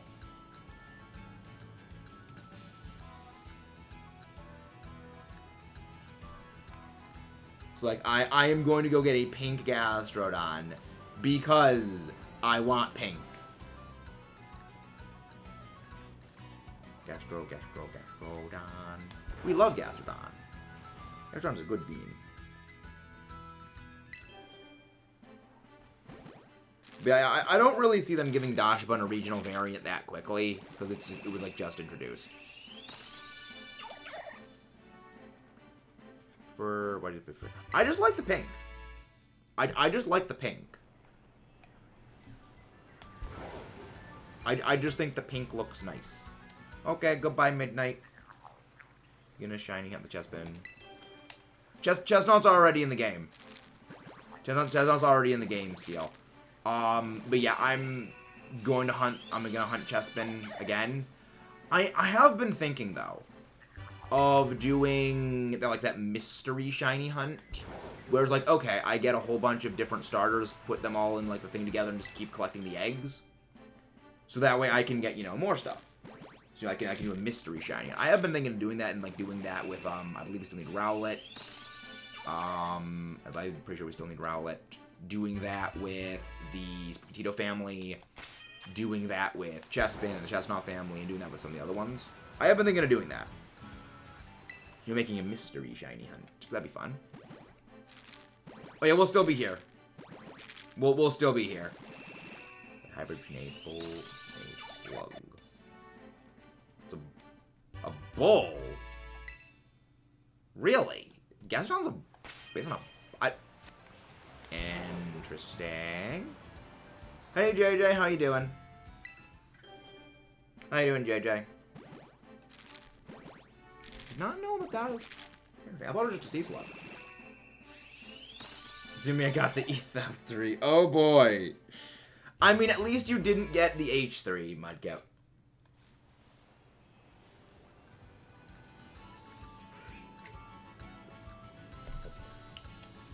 At least you didn't get the H3. Thank you very much for dropping in, JJ. Thank you very much for that.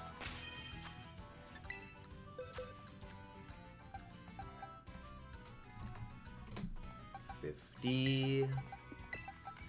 Yeah, it is more time-consuming to do the individual things, to do the note-taking. I think we're probably going to do it in blocks of 30 from now on, just when it comes to the score. Because that's easier. Not only the score, but like the tracker of eggs hatched. So we just incrementally up it by 30 now.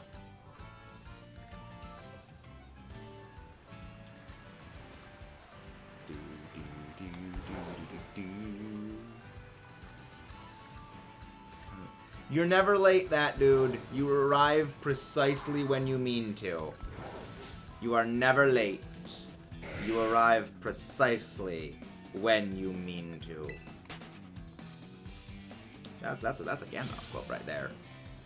That's a Gandalf quote. Yeah, it's going pretty good. Again, guys, if you haven't done so, please don't forget to leave a like and subscribe for more. But yeah, today's going pretty good. Today's been going pretty good.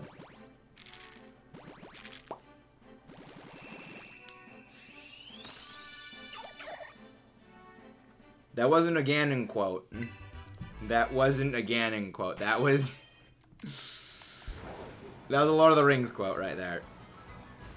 Why are you here? Why do you get? We're just talking. Yeah, just basically got replaced by Gastrodon. Nah. Mudkip will never be replaced by Gastrodon. They fundamentally fill very different functionalities. Mudkip will never be replaced. Neither will the Schwamper family. Yeah, they're great quotes. They're great movies. One of my favorite things to do, even though I don't do this, you know, I do this like every 2 years or every year and a half, is I will do a full series Hobbit through Lord of the Rings series watch through. It is a massive like undertaking to do, but it's one that I do like enjoy doing immensely.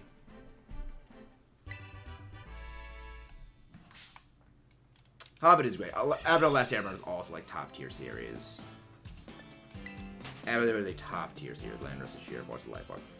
Calculation, sheer force life orb, AGVs, into special attack on Landorus. With what move? What's the move that it's using? Focus Mist or like Earth Power? What move is it using? Oh, Terra Blast Water. Interesting. That kind of makes sense. But I feel like you're running HP investment on Ursaluna anyway, so you may want to check that with HP investment Ursaluna.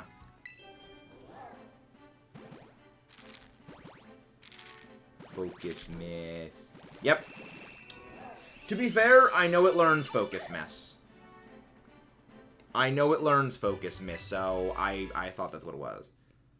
Well, what if it's in the rain? Well, yeah, that would take it down, but the other thing is you can't always count on the rain being present. You can't always count on rain being present. Nope. Not 6. 5. So yeah, I think that for this, I'm just going to keep track of the eggs every 30 eggs, not after every batch of 5. Work meeting hopefully will last. Okay, Ember. Okay, Ember. Many thanks for the pop-in. It gave me the Gluga. Oh, the Gluga dualies. Ugh. The Gluga dualies are so bad. I don't care. I don't like... Why Gluga dualies? What is the advantage of using the Gluga dualies over literally any other dualies? Is it just that they have a highest ink efficiency? Because they shoot slowly, and they don't really have, like, great damage, if I recall correctly. I do, because they don't do much damage. They don't shoot quick. I like my dualies to be rapid-fire double shoots. Yeah, the glue gunner from Balloon's tower defense is actually really, really great. I actually really like the glue gunner. I always prefer the acid, the acid glue one, because like it just melts the balloons so fast. I do like the eggs in the game. Balloon, Balloon's tower defense is great. I love those games. They're super fun. They're very, very fun. Balloons. Yeah, my favorite one to use was always the boat. I liked the boat and the monkey ace the most. Like, if possible, I would always go for the monkey ace and go for the flying fortress or the specter. That was what it was called. I'd always go for that one because it's like fun thing about the darts. The specter balloon monkey ace actually has the darts, not just the bombs, actually break lead balloons. So like the darts shred the lead. I know this because like I actually like kind of saw it happen. I was like, yeah, no, it actually does that. Maybe the shiny out. Hey Zed, how is Zeddy? Can one of the mods go grab Zed's link? How you doing? Push homing was tier 2, so you could do Sky Shredder with homing. I just love the monkey ace. I just love the monkey ace because like it just bombs things with balloon, just destroys all the balloons. It also shreds the giant blimps, which is why I love it. But yeah, Balloons was a great game. How you doing? How you doing, Zeddy boy? How is the Zed? Submarine was also fun. The submarine was also good. But I preferred the boat because it just go aircraft carrier, just shoots all the dart things, just go in a cycle. That was also really, really awesome. The mini dart aces, love it. They have to glue gunner and make balloons no move.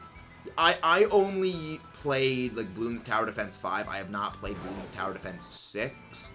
So I have not experimented with that balloon glue gunner.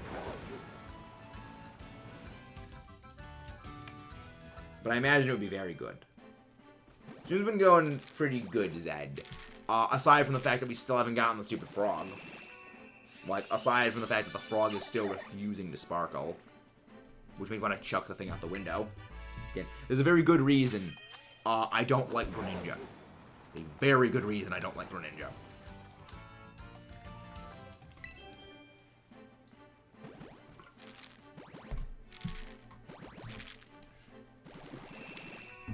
Yep, this is Masuda. This is Masuda, this is Masuda Shiny Charm, this is all the stuff and things. And this is GRENINJA being a shoe. Yep. Yep. It's still been shorter than our Ho-Oh hunt. Still been shorter than Ho-Oh. Because here's the thing, Zed. We've already gotten one shiny Froakie. But when we got that shiny Froakie, we were over double odds. And I reset the counter after that. So that counter went from over, 1,200 eggs to 0 again. And then we worked our way back up to this. Yeah. Yep. There's a reason I don't like GRENINJA. Well, many reasons. Many reasons. This is one of them. This is merely one of those reasons. Also, we are 1 subscriber away from 2,200. If you guys wouldn't mind, sharing this out to your friends so we can break that 2,200. It isn't just the tongue scarf. It isn't just the tongue scarf. It's the everything. I can explain in depth in DMZ, Zed, but it is a number of things. That you're not alone. I was trying to do a shiny blue. That's all around. 12 bucks really tough. Don't turn out to be shiny. I'm not giving up. You're crazy, Omar. You're crazy. Like the legend. I know that the names of the level 5 things are like these awesome epic titles. I know they're not like, oh yeah, it's the glue gunner, becomes like the glue, the something from something. I know they aren't like actual, oh, base name thing. Like, it's not gonna confuse me. Hello there, Aiden. How are you doing? How are you doing, Aiden? We're just gonna keep on trucking. Yep, well, the thing is, I had no idea what to shiny hunt, and I just want to get this hunt over with.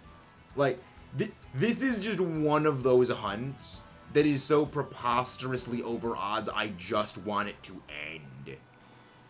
I just want this hunt to be finished. The Balloon Solver, Blue Storm. Okay, the Legend of the Night. That sounds like that's the ninja. That's the Ninja Monkey's final upgrade. That am I right in thinking that that is the Ninja Monkey? Indeed, rare things do deserve head paths. They indeed deserve the head paths. It's interesting. Super Monkey. Curious. I guess that makes sense. But also, like, you can see why the Ninja Legend of the Night makes sense, you know, ninjas. But I'm guessing if they're going, okay, well, it's Super Monkey, they're going the route of it's Batman, that makes sense. That vaguely makes sense. It's Dollar Store Batman. Ooh, that's insulting. Not even a Walmart Batman, just Dollar Store Batman. Ooh, that's just disrespectful. That's disrespectful right there. Ooh.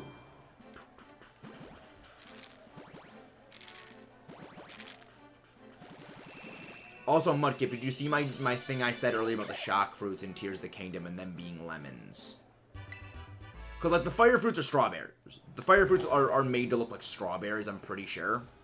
Splash fruits, I think, look like squash or pears.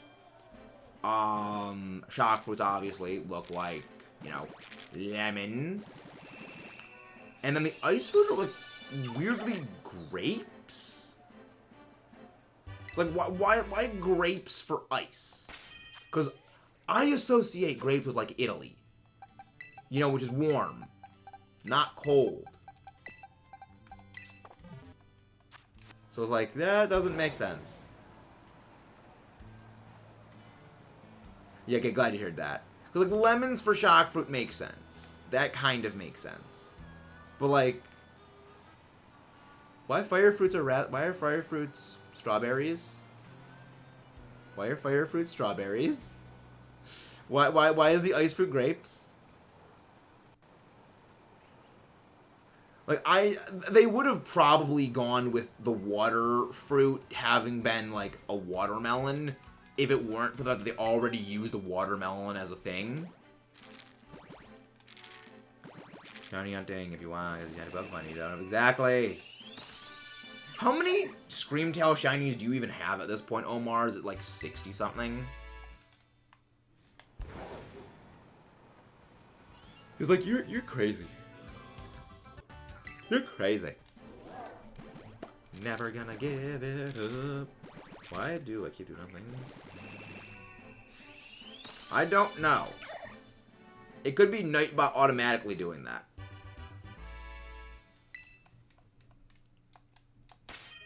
But like, it might be best to not do that, Ruby, then.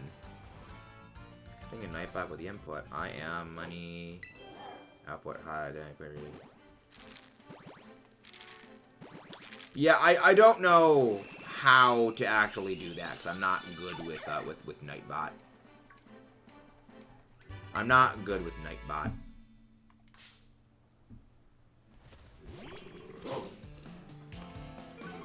I'll need to look into that, though, at some point, to figure out how it works. Yeah, Nightbot's well. Again, like, I mean, computers and I don't get along well. Technology and me is, we disagree heavily. So, it's more a thing of just...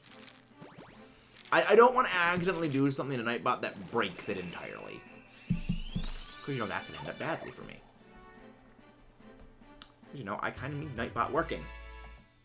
Not, you know, need Nightbot not working. So it's a thing.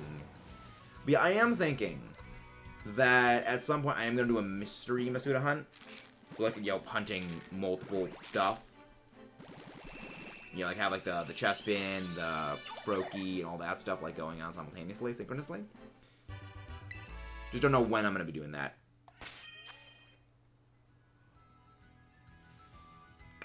Good. It always is best to destroy the fakes. Always good to destroy the fake stuff. 7. So yeah, I'm updating it every 10 eggs, not every 5. So that's a thing. It's a thing we're doing now. That is a thing we are doing.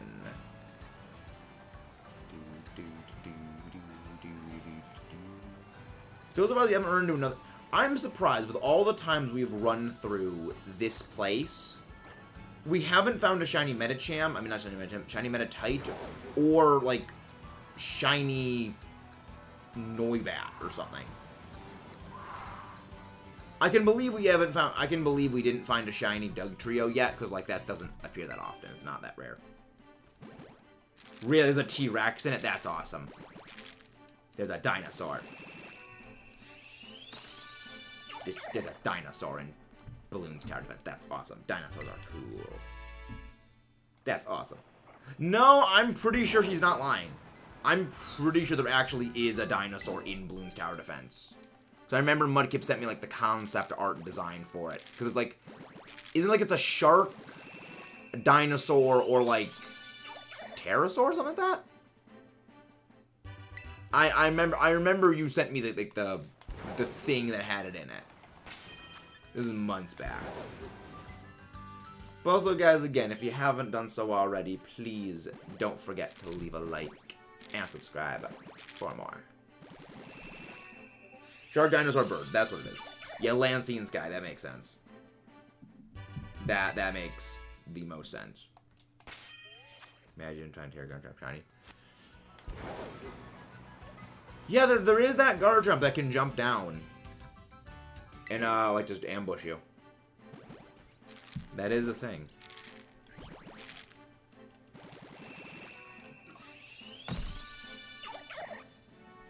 I mean, if the Garchomp was shiny, I'd just trade it away, because I don't need the Garchomp family anymore. Yeah, I'm pretty sure I got the entire Garchomp family.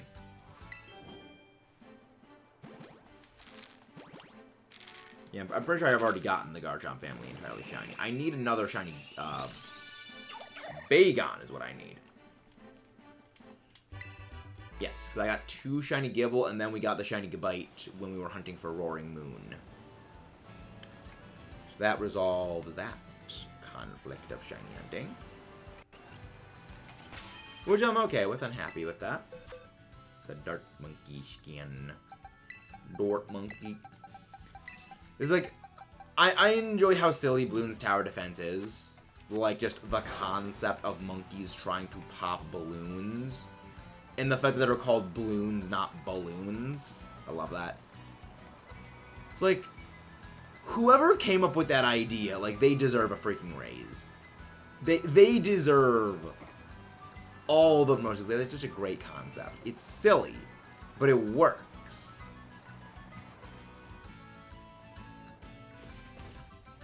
And it works so well.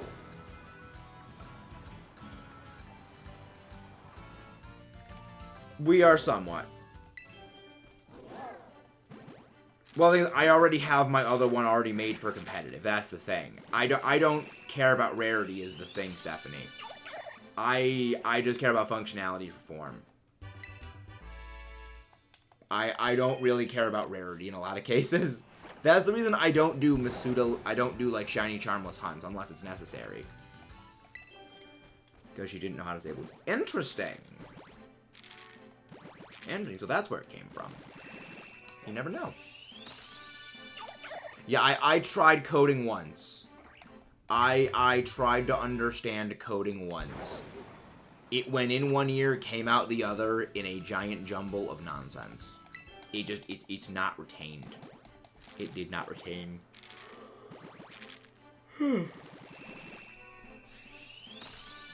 yeah, I don't really care for rarity, I'll be honest. it's one of the reasons why I don't do I don't do shiny charmless hunts, is, for me, it's about the completionist perspective. It's about, you know, getting, like, all of the shinies, not, like, getting the rarest shiny. Because if that was what my goal was, I would go and get the e-reader cards and an e-reader for my GBA and do, like, GBA shiny hunts of, like, the e-reader stuff. But I don't have the desire to do that because that is insanely expensive. It is insanely expensive to get, like, the e-reader cards and stuff like that. I have no desire to shell out, like, literally hundreds of dollars for an e-reader. Hundreds more for e-reader cards. And such and such. It's just... eventually, I will hunt them at some point. Okay, that is up to 885. Making gains. Hello, Melon! How is Melon doing? I am glad you are here, Melon. Hope you're doing well. Let's head back to the Porto Marinado auction house to see if we get anything good for our auctions, because it is a new in-game day. And a new in-game day means new in-game auctions, which could have, potentially, the rare apricorn balls. How are you doing, Melon? Hope you're doing well. Razor cap, bottle cap, moonstone. Nope! There's no reason to buy bottle caps, in my opinion, in this game from the auction house. You can get them so easily from raids or just buying at a regular store. Also, the Beast Handler came out. Tower, the Shark Dino Inbird, or Gobba Tier 4 path is doing like 6 times the amount of damage. Wow, that's insane. That's a lot of damage. That is a lot of damage, Mudkip. That's fun. So that was bugged, basically. So if you already have a shiny 2 segment Dunsparce, you get 3 segment Dunsparce. Probably. Well, the thing is, if I get another Dunsparce, I'm probably not even going to evolve it. That's the thing. Because the thing is, I already have, actually, 3 shiny Dunsparce. So the other one's going to get traded anyway. You know, it's like rarity to me is not a factor in how much I like something. It's just like, okay, that's neat. Okay, move on to the next. I have like 34 shiny Sableye. I wanted one with a specific mark and didn't get it. Yikes. Yeah, I don't go for mark shiny hunts. Yeah, I don't do that. It's nice if I get a mark shiny, but I also am not going to especially be broken up about it otherwise. It's like, I don't have that insane desire. Also, the Froakie is floating. Like, I honestly am surprised that with the... I'm looking forward to the Regulation D rule set for Scarlet Violet's competitive scene, which is going to add in the Terra Raid event Pokemon. I am waiting to see people gen shiny Mightiest Mark Pokemon because they are not possible. Like, I look forward to seeing people who do not realize that those were shiny locked try to gen in shiny them and get caught. I look forward to seeing that.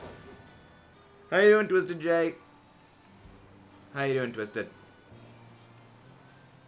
Hope you're doing well. Hope you're doing well. Can one of the mods go grab Twisted J's link? So the Pokemon wouldn't have to pay with the transfer Pokemon for banks, but I had to get premium. I know, I tried to get Pokemon. You shouldn't need to pay to do that.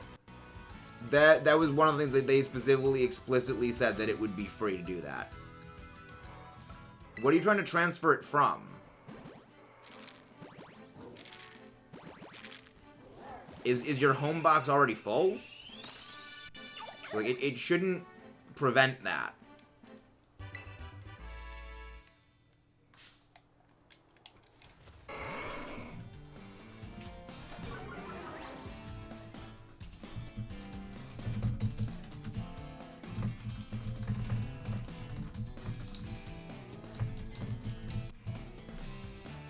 You cannot get shiny marked legendaries.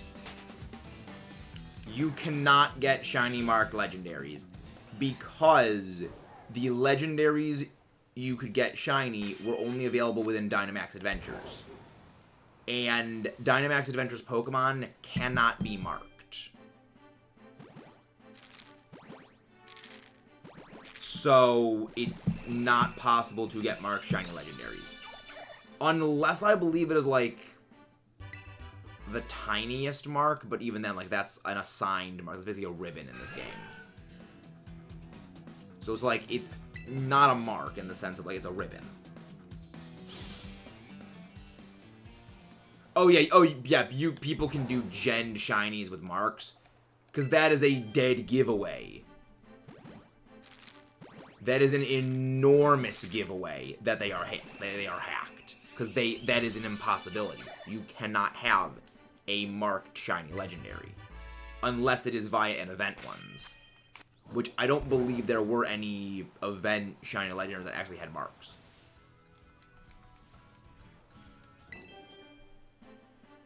Ah, yes. People who gen things. It amuses me that people don't realize that, like, things are, like, impossible to get. Like, it's funny. Marked shinies are cool. Hunting marked shinies is always tough. Exactly. See, that's the way that I have it, Mudkip, is if I have a marked shiny, that's cool. But I'm not going to, like, look for a specific mark on a shiny. It's like, okay, it's nice to have, but okay. No boss was a bit annoying to get moving around, whatever would use the fire stage ability to use theirs. Yeah, I enjoy the Fire Temple boss. I like Marbled Goma. I like the Marbled Goma. Yeah, I saw what you read. I saw what you read, Melon. I read what you saw. I read what you posted, Melon. Ugh, words are hard, and I can't speak, and I hate it. Hello there, welcome in queue. But yeah, you're supposed to use the Ghost Yunobo there, and I'm about to weird. Interesting. Did you put it in your Pokemon Bank first? Or did you download Pokemon Bank? I think you need to put it into Pokemon Bank and then, like, use that to send it in. I haven't transferred stuff up myself, but I do know that it should be free to use. I recommend probably looking up a video, like, more specifically on that, because I'm not really able to troubleshoot from here. They realize their tough sex behind fun. That actually happens a lot. People sometimes realize that they are slightly delayed. Spirit Sage power is awesome. Best use. Yep. Yeah. That, I believe, is actually, like, the point that they made this, like, the Sage, or I like to call it the Ghost Yunobo and the Ghost Sages.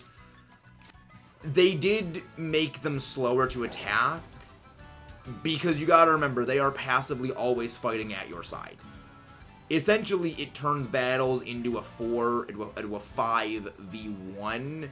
So, if they were going, full speed when battling, it would kind of cheese literally everything. So, they did kind of make the Ghost Sages not good, which I think was the right call.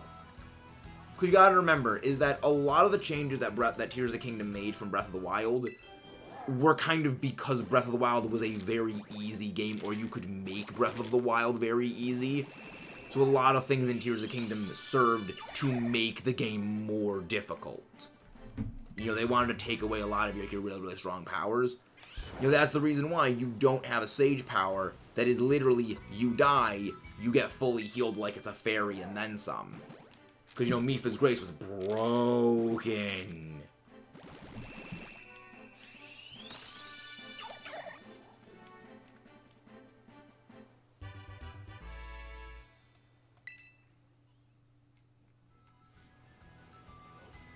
I'll need to tinker with my Pokemon Bank later. I'll need to tinker with that.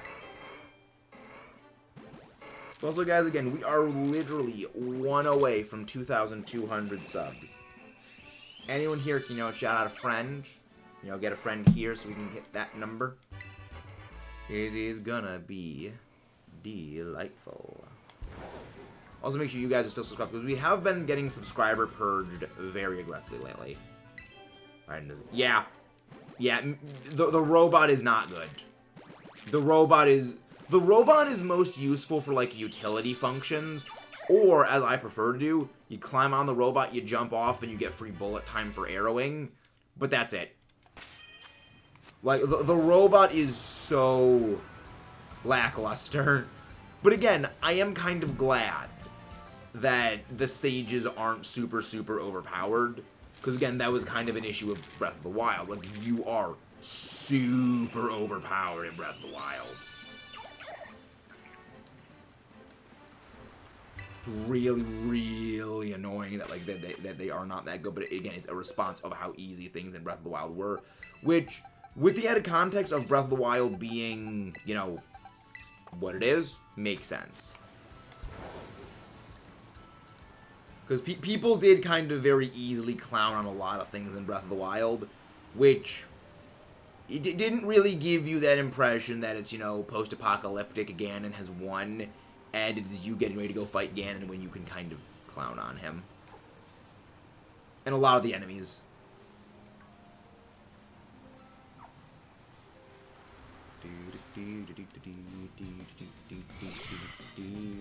Legendary Start, and then Carbink. That is weird that it's Carbink. It's weird that it's Carbink of all things that they allowed. And the only reason I can think that they allowed Carbink is that Carbink has a connection to Diancie, but, like, it's not in evolution. So that's weird. It's weird that they allowed Carbink in. Yeah, that's my guess, but it's like, it's not an evolution. It doesn't evolve into Diancie. Because they didn't even add in, like, Blastoise and Venusaur. They didn't add in the other starters. It's very, very weird. So it's like, again, I would love to be a fly on the wall when these discussions were actually happening. Why does Carbink even exist? Because, apparently, Kalos needed Dex filler. You gotta remember, Mudkip, Kalos only has, like, 71 Pokemon. Or, like, 77. There are very, very few Pokemon that exist in Kalos. So they probably needed to pad out the Dex. Yep, Sableye, eat Carbink. Same thing with, Garchomp. Same thing with Garchomp. Just for, not Garchomp, Gabite. Well, the thing is, Megas aren't new Pokemon. Megas are just an old Pokemon. Which is unfortunate, because, like, they spent more time designing Megas than they did designing, like, the new Pokemon of the game. It's the reason why the Kalos Dex is the smallest regional Dex of new Pokemon. Like, it is only, like, 70-something Pokemon. Yeah, that's how you actually, that's one of the ways you get Sableye back in, Ultra and Ultra Moon. Is you need to have Carbink SOS call for another Carbink, and occasionally a Sableye will show up. That's the way you also get Marini. Because when Corsola show up, and they call for SOS, occasionally a Marini shows up. Because Marini eat Corsola. And this is reflective in-game, because the Marini will actually attack the weakened SOS caller. It is incredibly dark. And I actually really like that they do that. It's like, that's a little screwed up. It's a little screwed up game. Welcome back, Infinite Midnight. How you doing? How you doing? Hope you're doing great. Yeah, I love the details that are actually in Alola. I love the little details. And again, all those details. Things XY doesn't have. It's why, like, X and Y feels like it was a rush job of a game, despite the fact that it actually had one of the longest dev cycles of any Pokemon game. It is the weirdest thing. Like, The game feels like it was rushed, but it had one of the longest dev cycles of any game. It was like almost 4 years is how long that thing was in development. It's very, very strange. Well, the funny thing is, they're not even like new evolutions. It's like, because in evolution we permanent, you know, in the way of like you go from Magmar to Magmortar. This is like mid-battle Dragon Ball Z power-up, but it isn't the same Pokemon anymore. Because like fundamentally, the Mega is no longer the base. Because if it was in any other context, we would say it is not the same thing. It's very, very weird. Because it's like, we don't say that like Rotom Heat and Rotom Frost are the same thing. They're two very, very fundamentally different things. We don't see like, you know, Zygarde 10% and Zygarde Complete are the same thing. They're very, very different things. Which is why Megas aren't the same thing. They are fundamentally an entirely separate entity. You know, even something like Giratina. Giratina Origin and Giratina Standard. They're different considered by, you know, the community. Which is why it is very just peculiar, like, Megas are considered the same thing that are one and the same, despite fundamentally being entirely different.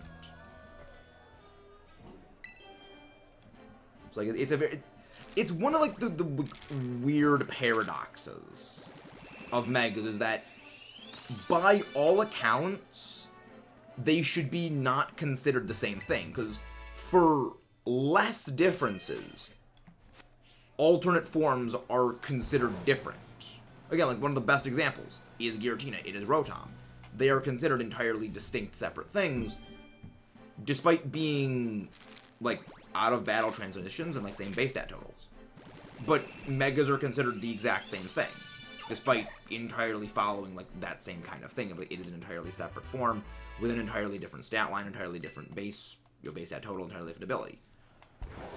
It's one of these, like, weird paradoxes.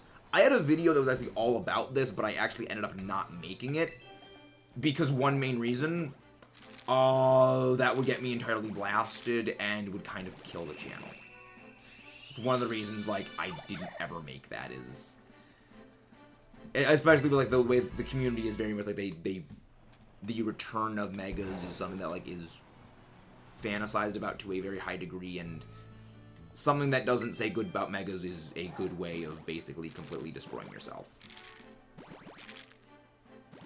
Team with the description: Civilized support, Fluttermane, Landorus, Incarnate Form, Bear Hunter? I don't know what that is. Iron Moth, Sludge Wave, Earthworm support, Bug, and... I have no clue what any of those things are. You kind of need to explain what, like, all of that means, because none of that makes any sense. Exactly, it is egg hatching and hatching treatment. Yeah, except the thing is, it's not permanent, though, is the thing. They're not permanent. They're in-battle mid-battle transformation. They revert back specifically at the end. An evolution would be that it is permanent, like Kleavor into, you know, Kleavor from Scizor. Kleavor from Scyther. Which even then, Kleavor and Scyther are considered their own two distinct separate entities, which is, again, one of the reasons why it is an oddity that, you know, Scyther and Kleavor are seen as being two separate things. Yes, the Kleavor yes, the Scyther turns into the Kleavor, but when you're referring to Scyther, you're specifically referring to Scyther proper, and you're referring to Kleavor as Kleavor proper. That's where the ambiguity and, like, the weirdness comes in.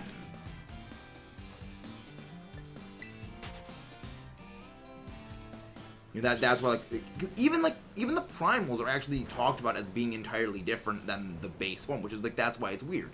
Is the primals and things like Zygarde and Ultra Necrozma are referred to as being separate, but the Megas aren't. It's very, very odd.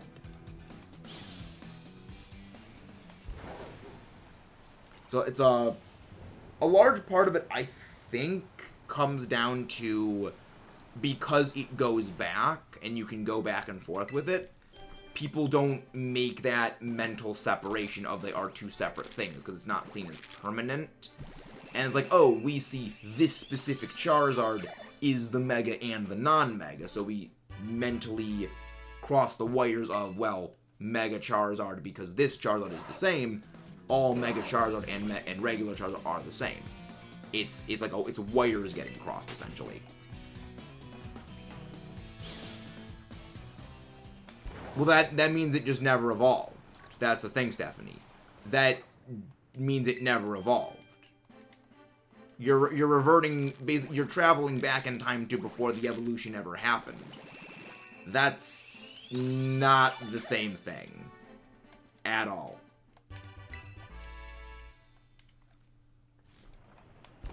That is an entirely different thing.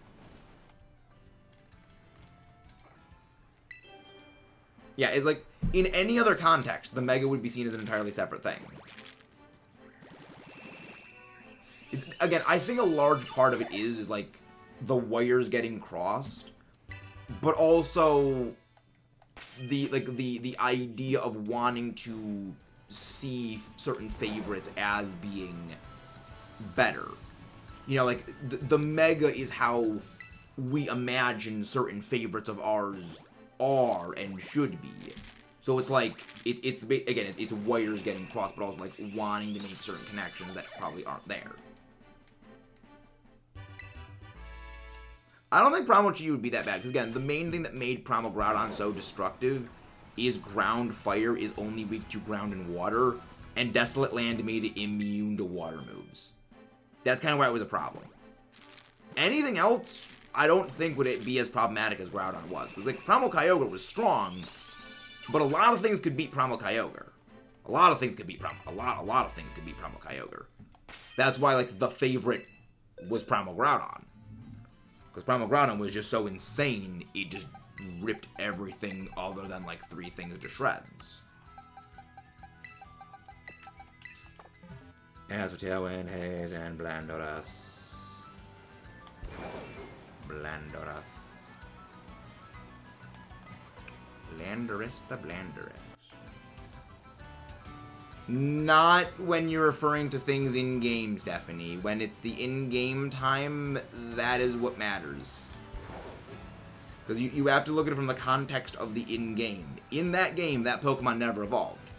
If I, like, evolved, like, say, this Froakie, if I evolved that, and then I closed the game and I reopened it, even though I saw that Froakie evolve, that never happened. Because it went back to before that happened, which means the evolution never existed. It's like traveling back in time to before it ever happened, so it didn't happen. From our perspective, it happened, but from the perspective of the thing in the thing, it never happened. Meaning, the evolution never happened. Because you essentially erased that from ever having happened.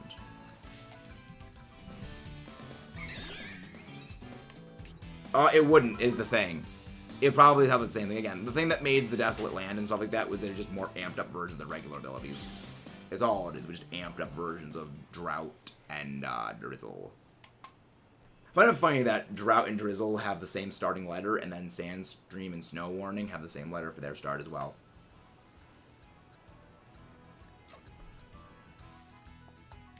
I don't think it was intentional, but I always found that kind of amusing, just mentally.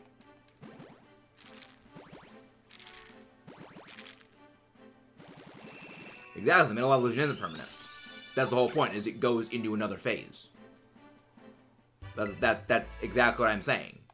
Is that it's the impermanence, but they are seen as being distinct stages.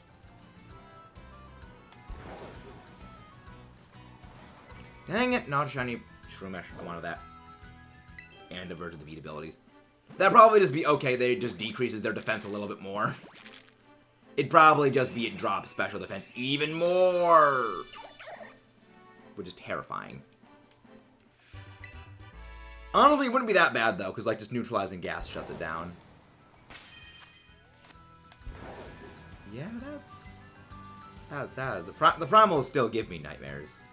The Ruin abilities. Well, I mean, it is Beads of Ruin. So, like, technically technically you could say the bead ability or the rune ability. Technically, both of them are correct. Oh boy, he's doing more Tears of the Kingdom. We get to see more stuff. We get to see Sly fail against trees even more. Fun. Oh, poor Ruiz. Yeah, it'll probably just be it decreases that specific stat even more. That really be all it does. Yeah, Midnight, just confiscate Sly's controller. Like, just, if he doesn't have his controller, he can't hurt us with his bad playing.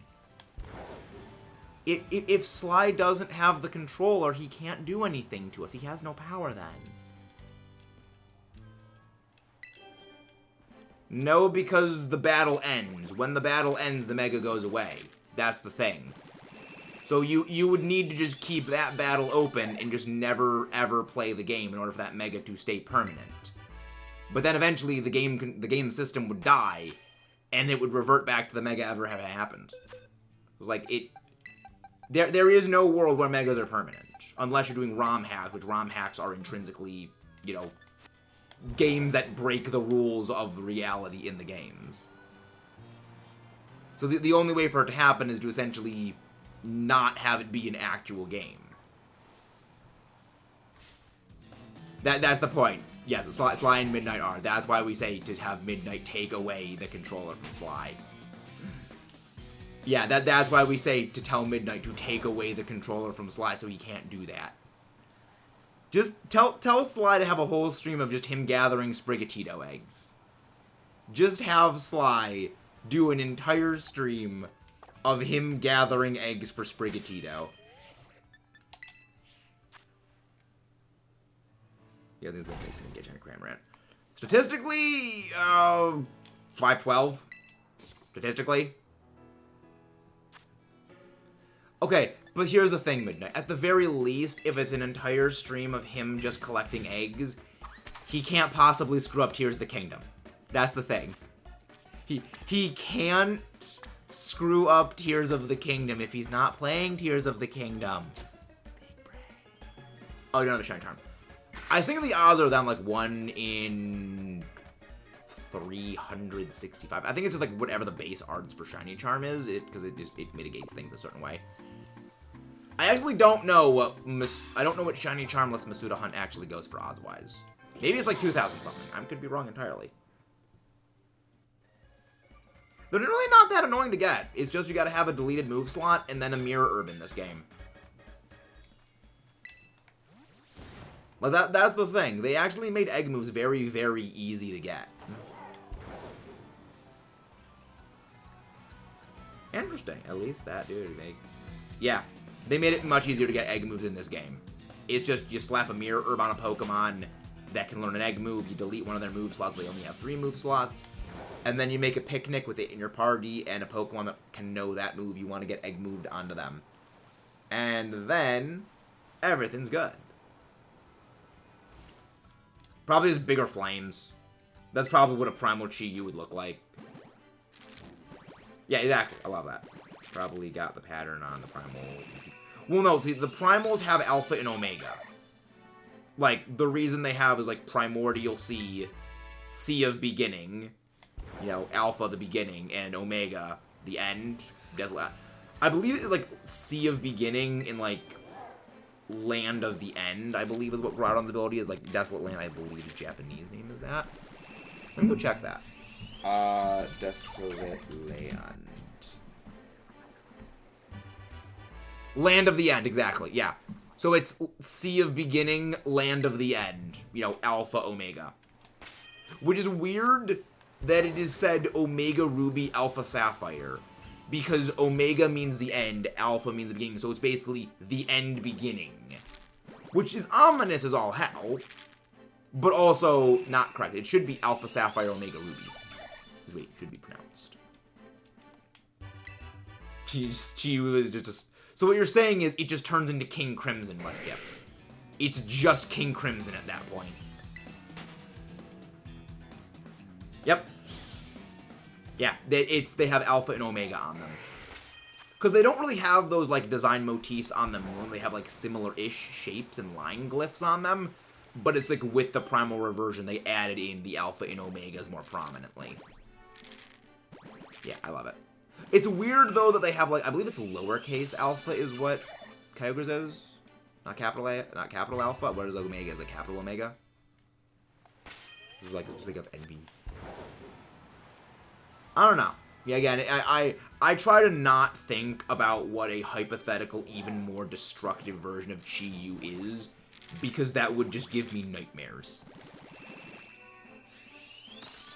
Like, the idea of a Chi-Yu that is in more... It's an entire... Oh, it's an entire small Chi-Yu.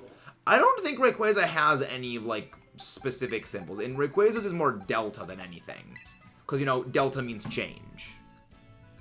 So, Rayquaza's is more Delta. That's why its face, when it Mega Evolves, is shaped like a giant Delta.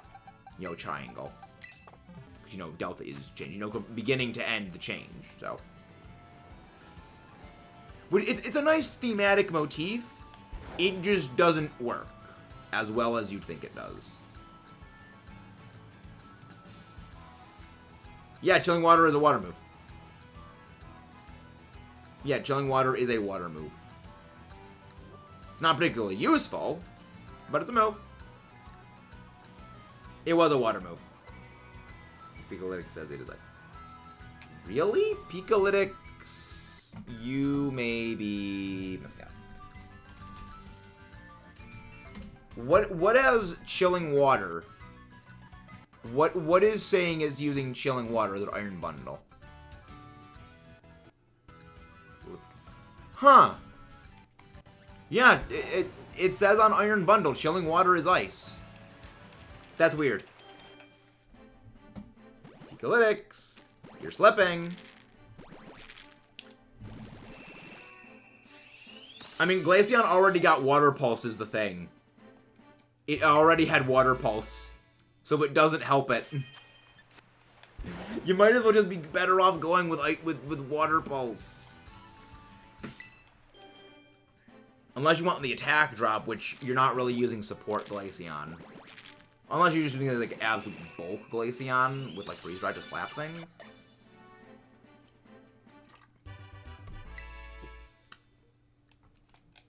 I'm pretty sure it got Water Pulse. I know it gets Water Pulse in Legends. Unless they took it away from Legends, which would be weird. I'm fairly certain Glaceon got Water Pulse. I know it got it in Legends. It's weird if they took that away, though. Well, again, they took a lot of stuff away. Control F. Water. No, it gets Water Pulse. No, it gets Water Pulse. TM11. You may not have Water Pulse as a TM available yet, unless... Yeah, you might not have the Water Pulse TM unlocked. That could be more of what it is. If you don't have TM11 unlocked, you will not be able to use it.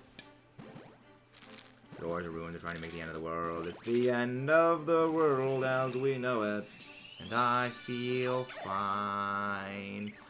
There's not... I don't think there's going to be a second game. They made it very clear when they did Sword and Shield that the DLC was basically them testing the idea of not doing a special third version of the games.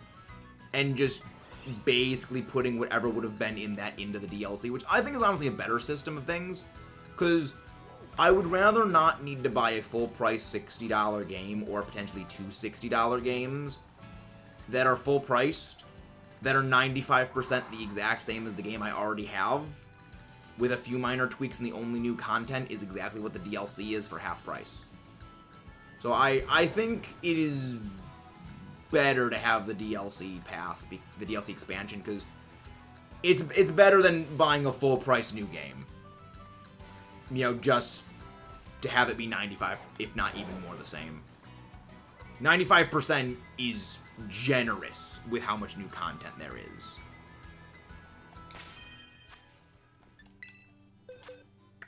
DLC that some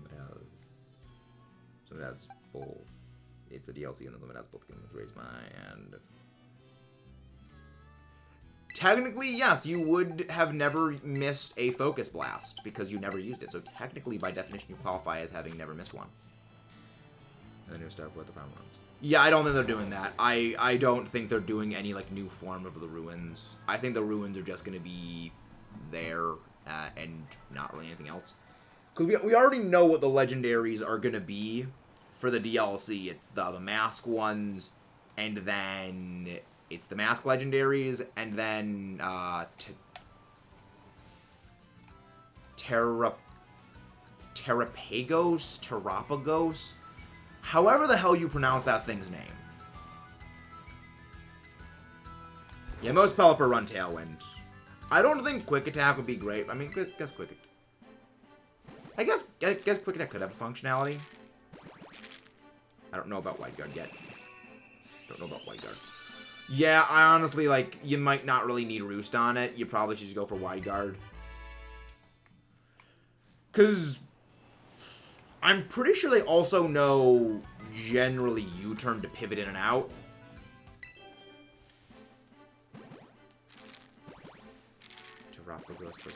Well, I mean, because, like, it's Terra and Galapagos, so Terrapagos, I guess, would probably be the better way of saying it, but like, that also sounds very weird to say. So it's like, Galapagos, Terrapagos. I guess Terrapagos is probably the better way to say it, because again, it comes from the Galapagos Island. But that is weird. It's weird to say. And base page 800. Oh god, no! Don't even no Chi-Yu like that. No, that's Hackmon territory. I don't like that.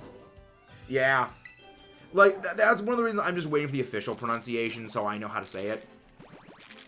Until then, I'll just say Terrapagos, even though I know that is entirely, very likely an incorrect pronunciation. Because we don't know what the pronunciation is yet.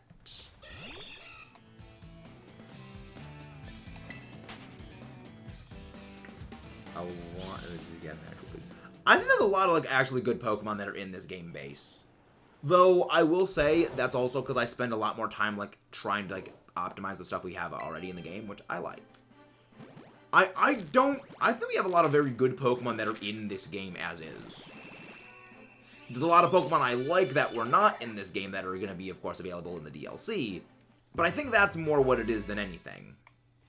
I think it's more like wanting the old classics we enjoy using back because we're more familiar with them. So, like, we're more inclined to think of the stuff we're familiar with as being better than, like, the new stuff because we're just simply more familiar with it. Like, you know, I am very familiar with, like, Sand Excatar. Sand Excatar was, like, the thing that I ran very often because I'm a big fan of Sand Excatar. So it took that adjustment period.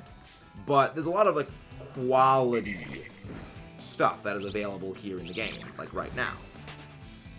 It's just getting more acclimated to what those quality things are that we may not be used to.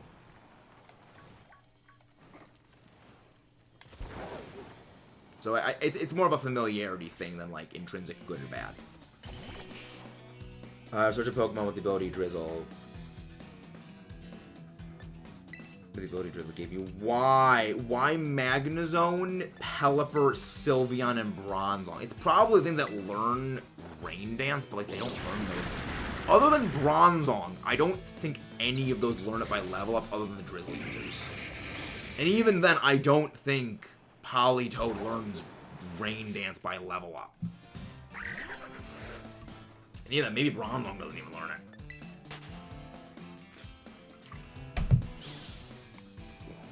I mean, it's just like when Google search said that Palkia is weak to Salamence type. If you can't trust Google, what can you trust?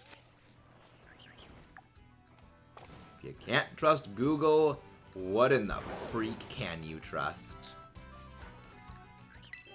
That's to give you a Pidgey. No. No Mudkip. No Eternamax Eternatus. There is only nothing. I do love how deliberately unfair and bullshit Eternamax Eternatus is. That's something you're never meant to ever get access to. There's a lot of things that actually learn Rain Dance that you don't really think should be able to learn Rain Dance. There's a lot of them. It's one of the things I actually really like looking at Pokemon movesets because they make absolutely no sense. It's just fun. It's like, oh yeah, Spheal can learn Earthquake. You know what can't learn Earthquake? Zekrom.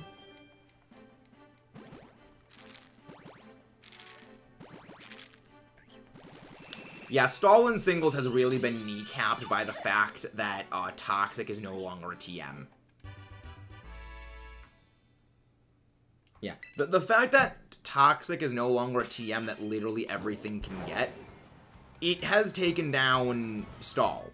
Another thing that also took down Stall was actually the introduction of the heavy-duty boots, which means that Stealth Rock's residual damage doesn't do as much as it used to because there are Pokemon that are just flat-out immune to it now. Because there's a number of Pokemon that, you know, are actually very well-suited to, like, break down things like Stall, but they were always pressured out because Entry Hazard Stealth Rocks could do a number on them. Well, now they don't need to worry about rocks anymore. Mainly like Volcarona, which is really good. It just comes in lots of... Also means that, you know, Defog users can, you know, blip in and out, or Rapid Spinners can come in and out without having to get their hazard damage. You can outspeed Koraidon and one shot with Urgus. Yeah, that's not something that should exist. That is something that should not exist. That Chi-Yu should not be allowed to exist.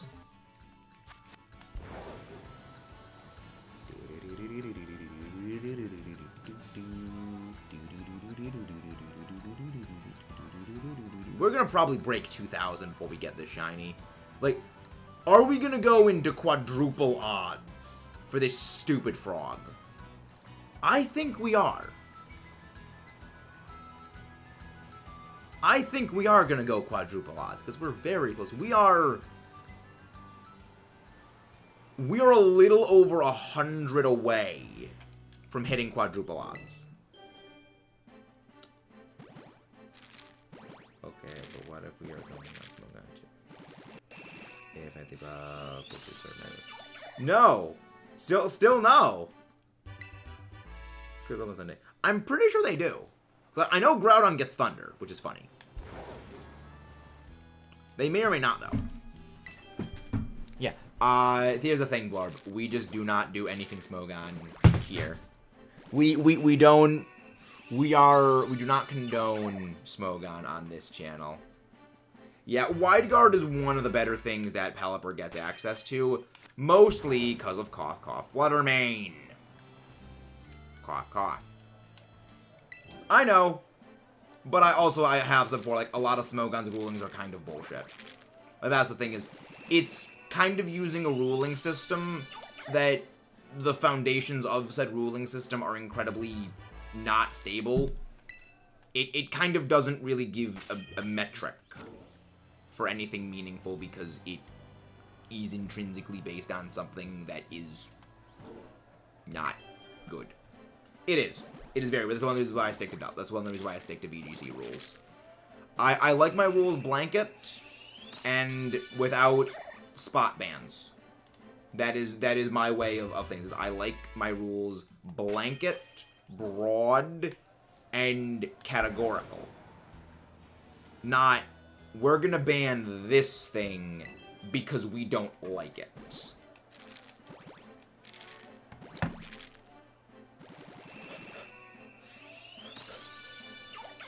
Oh, look, it's not shiny. I need to also clean my glasses off. It's a little blurry.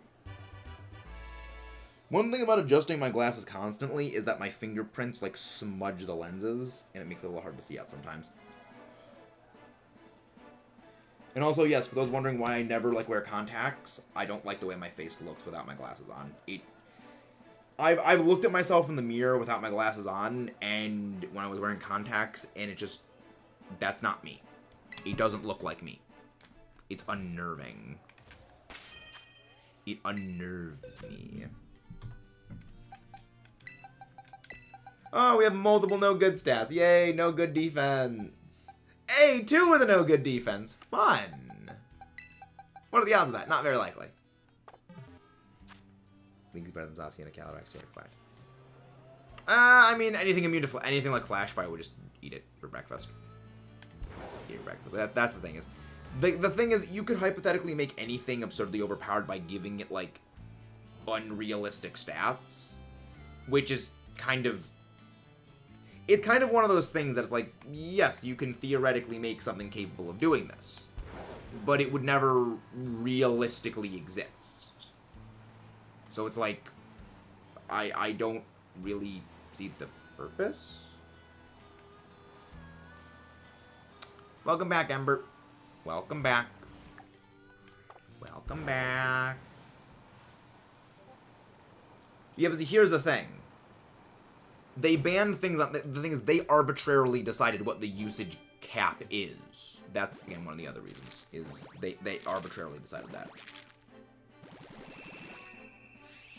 Okay.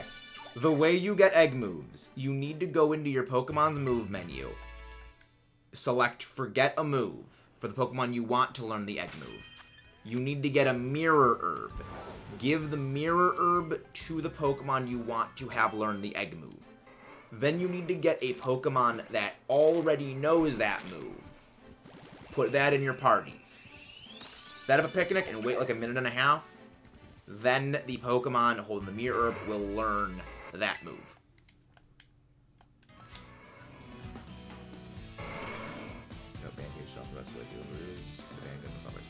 Again, that's one of the fundamental reasons I don't really pay attention to Smogon, is that the Smogon rules are made by people who play Smogon. So it's like, the rule makers are the people who play it.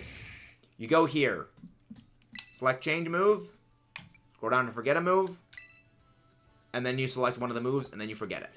That is how you forget a move. That is how you forget moves. It's a little tricky, but it's like learning egg moves is one of those things where once you do it the first time with the new system, you sort of like commit it to memory, because it makes sense. You use the Mirror Herb, you give the Mirror Herb as a held item to the Pokemon you want to learn the egg move. So the Pokemon who you just deleted a move of, you give them the Mirror Herb.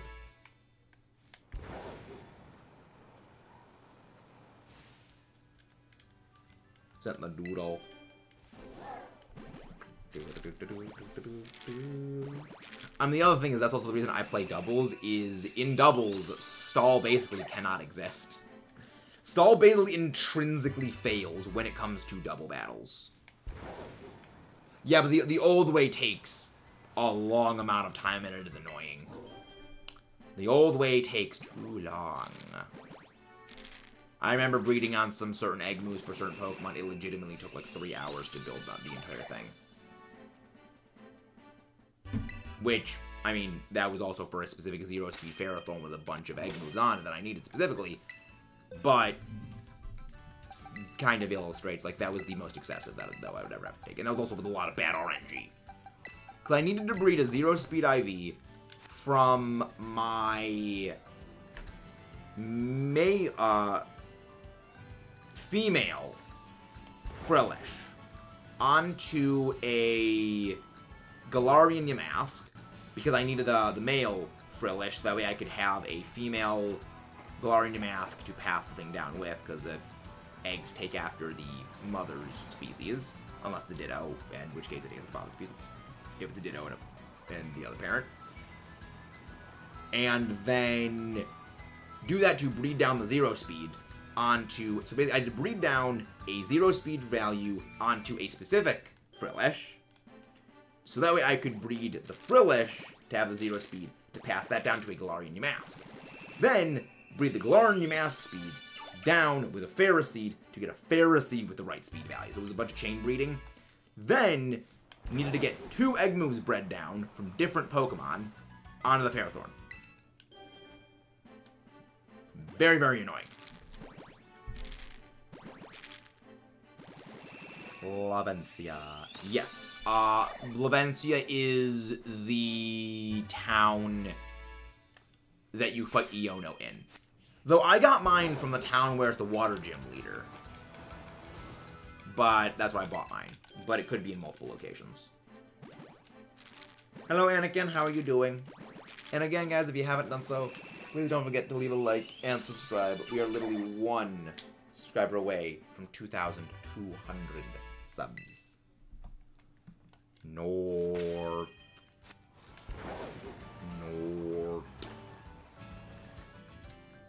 How are you doing, Anakin? Is it over because we have the high ground? Or is it not? One of my favorite, like, Legos, like, it was a joke, was like, oh yeah, Anakin and Skywalker with, like, stilts, Anakin's, like, secret weapon. I was like, that was great. Ah, the high ground is one of my favorite. I do legitimately enjoy the high ground as a joke. Like, I will be real. I don't hate the prequels. I think there's a lot to enjoy about the prequels, but what makes the prequels entertaining is, like, laughing at them in certain cases. I love your videos like Star Wars. Skill Swap Normalize, interesting, but also I'm not really sure how good Skill Swap Normalize is actually going to be, like, in practical terms. Because, again, you gotta remember the issue of something like Normalize is it removes your same type attack bonus from everything, and it just makes you normal type. It makes everything normal type, which is easy to wall out by all the very good Steel, Rock, and Ghost types.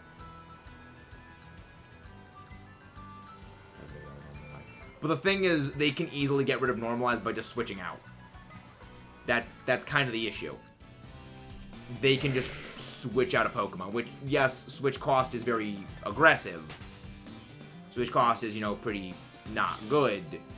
But it's also very, very easy to get rid of. It doesn't permanently stay with Normalize once it's, you know, recalled. And it comes back in and just has its regular ability again. Thus, it kind of has made the thing obsolete.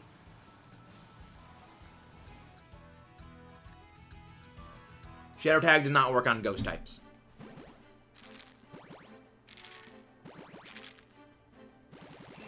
Shadow Tag does not work on Ghost types.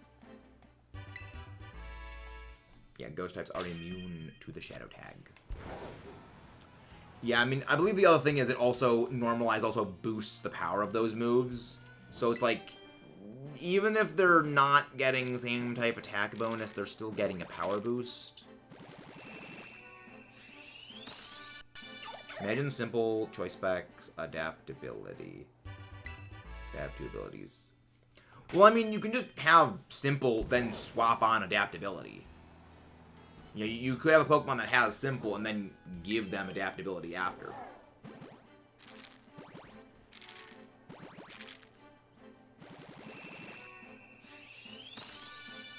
No, Anchor Shot doesn't work. Ghost types are immune to any form of trapping. Generation... I think it was either Generation 6 or Generation 7 made Ghost types immune to all forms of trap.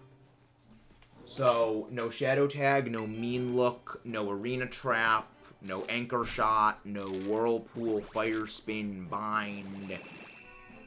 Does not work.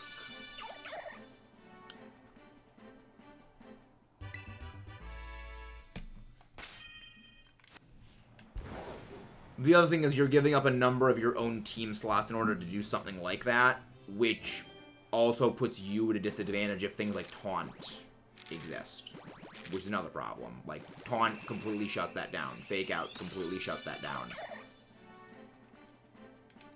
It's one of those ideas that practicality is not on its side. Yeah, the place I got my Mirror Herb was here. Yeah, I got my Mirror Herb right here. So this is in the town with the water type gym. That's where I went to get mine.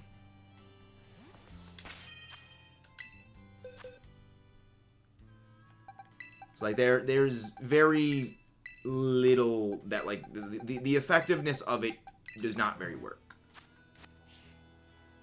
Psychic Terrain doesn't block that. Psychic Terrain does not block Taunt. It blocks Taunt from priority users, but it doesn't block taunt intrinsically. The other issue is, at that point, you're putting a lot of sunk costs into something that is extremely situational and extremely niche. The issue then being, when it doesn't work, you've geared your team so heavily into that one singular strategy, it doesn't work, and the team can't function without that one specific thing, which requires a number of things to go right in order to make it work. And in a best of threes format, where the next game, the opponent is going to know exactly what you're planning, it just doesn't work. But at that point, you need to have a Psychic Terrain Setter, so you need to have specifically Indeedee. Which means if you're going to have a Shadow Tag user, you're going to need a Shadow Tag user, you're going to need Indeedee, and you're going to need the Delcatty. Which already, that is 3/4 of your 4 Pokemon you're allowed to bring in. The issue is sinking so much of your team into one strategy, which will end up not always working, is why strategies like that tend to never be used. Because the amount of cost you have to sink into it is not outweighed by the advantage.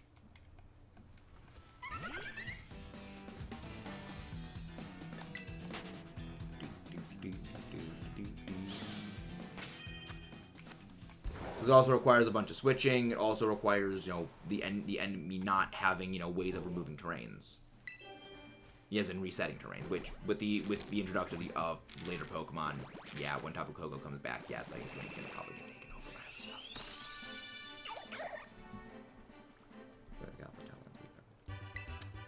The issue is that doesn't block moves like Haze, that doesn't block forms of stat removal, that doesn't block things like Gothitelle actually getting taken down by other dark types or ghost types. The issue is it is fundamentally very, very situational, and it doesn't do as much as you'd think it would. The main reason is that skill swap normalize has been a thing for a while, but it never took off because it is not effective enough. There's very... It essentially doesn't do enough to justify the sunk cost, is kind of the issue.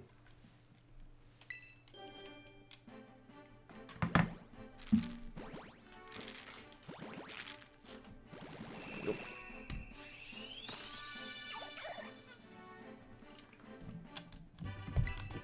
Yeah, we're gonna freaking hit over 2K before we get this stupid thing. We're gonna freaking hit over 2K. Why? Why, Greninja? This is why I don't like you, Greninja. So yeah, we finish these, and then we finish the next box, and then we're gonna be over 2,000 eggs. Well, technically, we only need a few more. We only need, we technically only need like 5 eggs after the box.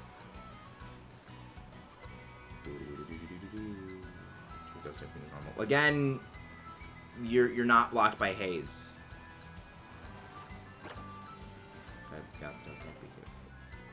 Haze will still affect Gothitelle.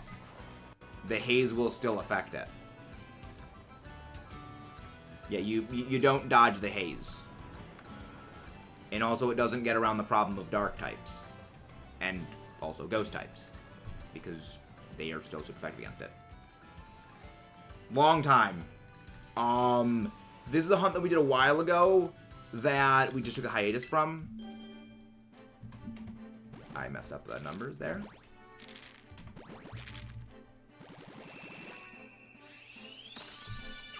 Yeah, Blorb, I think you're fundamentally not understanding the issue. Normalize only affects one Pokemon at a time. And you have to like switch in and out to get Normalize back. I don't think you realize how some of the things work.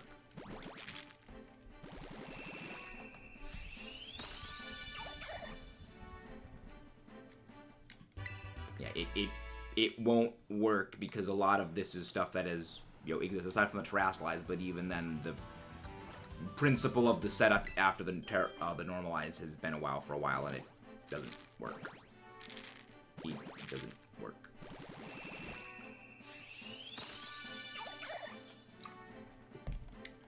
Yes, we only need to do We're gonna hit 2,000. We're gonna freaking hit 2,000.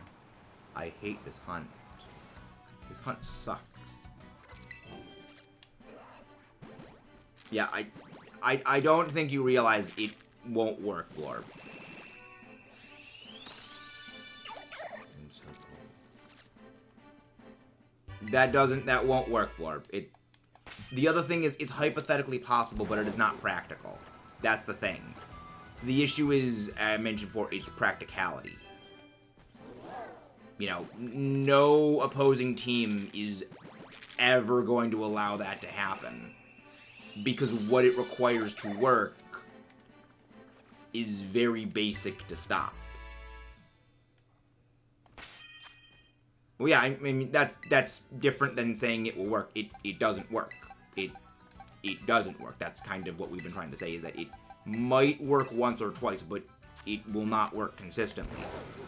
It may get some people, but the thing is, it won't work consistently. Especially in a best-of-3 format, where people are going to come again and again. And when you're dealing with legendaries and stuff like that, that just have stats that are very powerful, it is going to really not make it easy to do.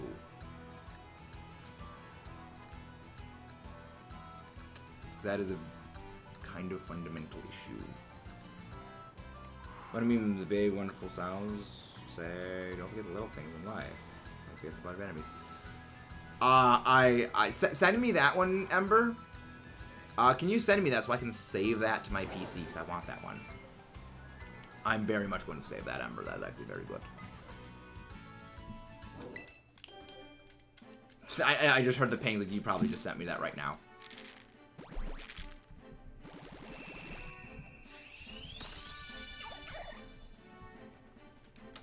Still not shiny. Present the doodle. What was that? Nice. Nice. I hate the stupid frog. I actually hate the stupid frog. It's... Ooh, I mean, at the very least, I didn't get multiple shiny frogs and actively refused the ones the games gave me. So... This is just a long conga line of not shinies. This is a lot of eggs. I wonder how many times I've actually filled up the box of eggs.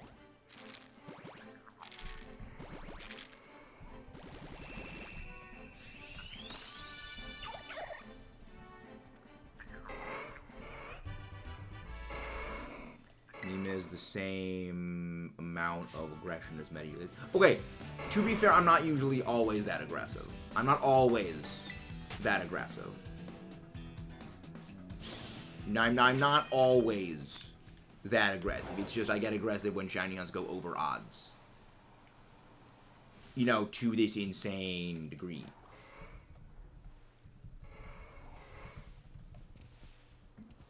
Okay, let's see. I want to calculate how many times I've actually filled up my boxes. So, there is 32 boxes of 30 Pokemon per box.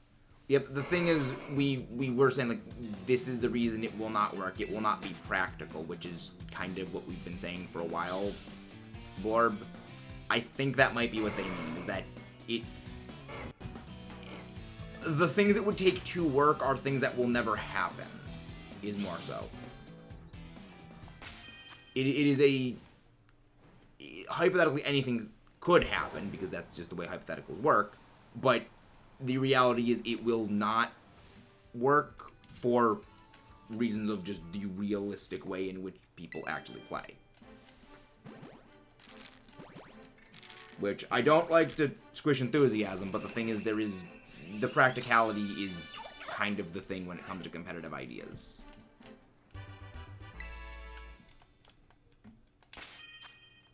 Box. Okay, there we go. That is over to 75. 25 more and we hit 2,000.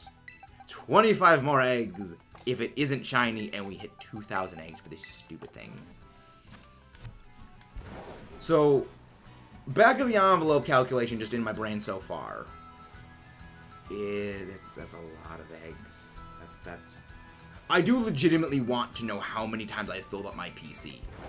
Just from this stupid hunt. Because I feel it's a fun thing just to try to calculate is just, oh yeah, that's how many how many boxes I filled, like how many times I filled my PC over. Because that, I mean, again, I like the numbers. Okay, so, number 32...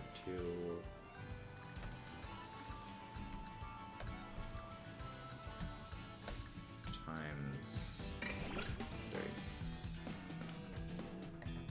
Why is my numlock key not working?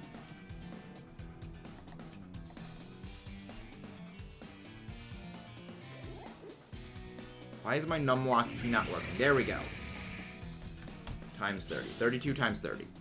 Okay. 32 times 30. And... okay, 9... okay, really? So twice. So over twice is how many times I've filled up my PC just with the Froakie eggs. That's terrifying. That is absolutely terrifying that that many eggs have been hatched. Oh boy, that is way too many eggs. That is way too flipping many eggs. And that's not even including the previous one. It's not even including the freaking previous shiny Froakie, which was over double odds.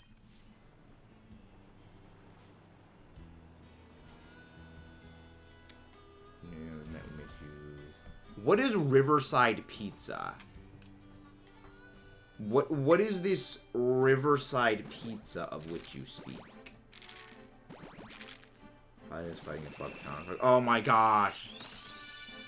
Is he live right now, Midnight? Is he live?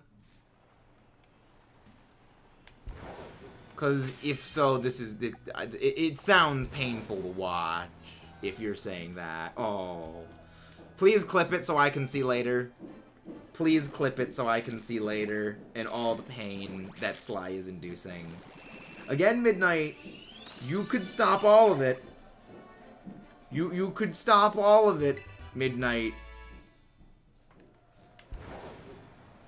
You just need to take away his controller. You just need to take away the controller. Have to go. Okay. And again, guys, if you haven't done so, please don't forget to leave a like and subscribe for more.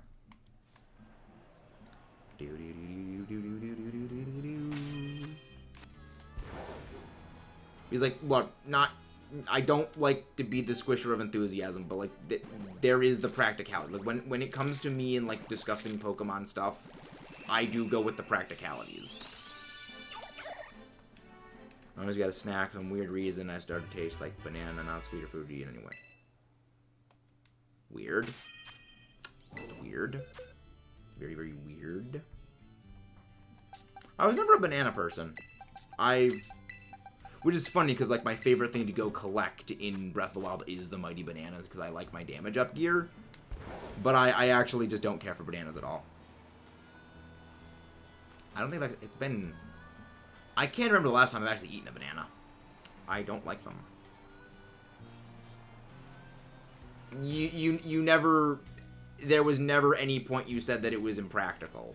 You never said that. You did kind of harp on it as though it would always work. That's kind of the thing. No, you did kind of at least give off the impression that it would always work, which is what we kind of tried to say it wouldn't. There was...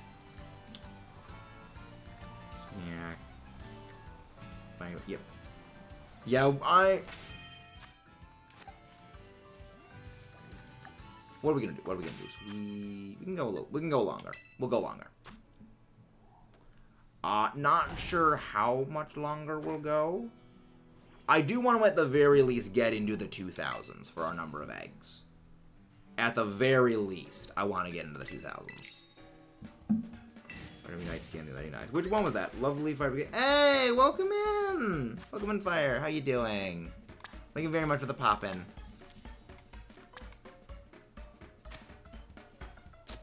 Why did this start? I have no idea what that is, Melon. Oh, we're getting raided! Welcome in, Gamma Cass, Bondo, Yodaman. Welcome in, guys. Oh, we're getting raided. Hi.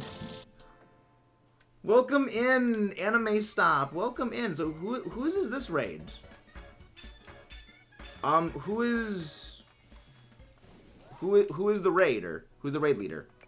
I'm not familiar with this. Goatman. Oh, Yodaman. Okay.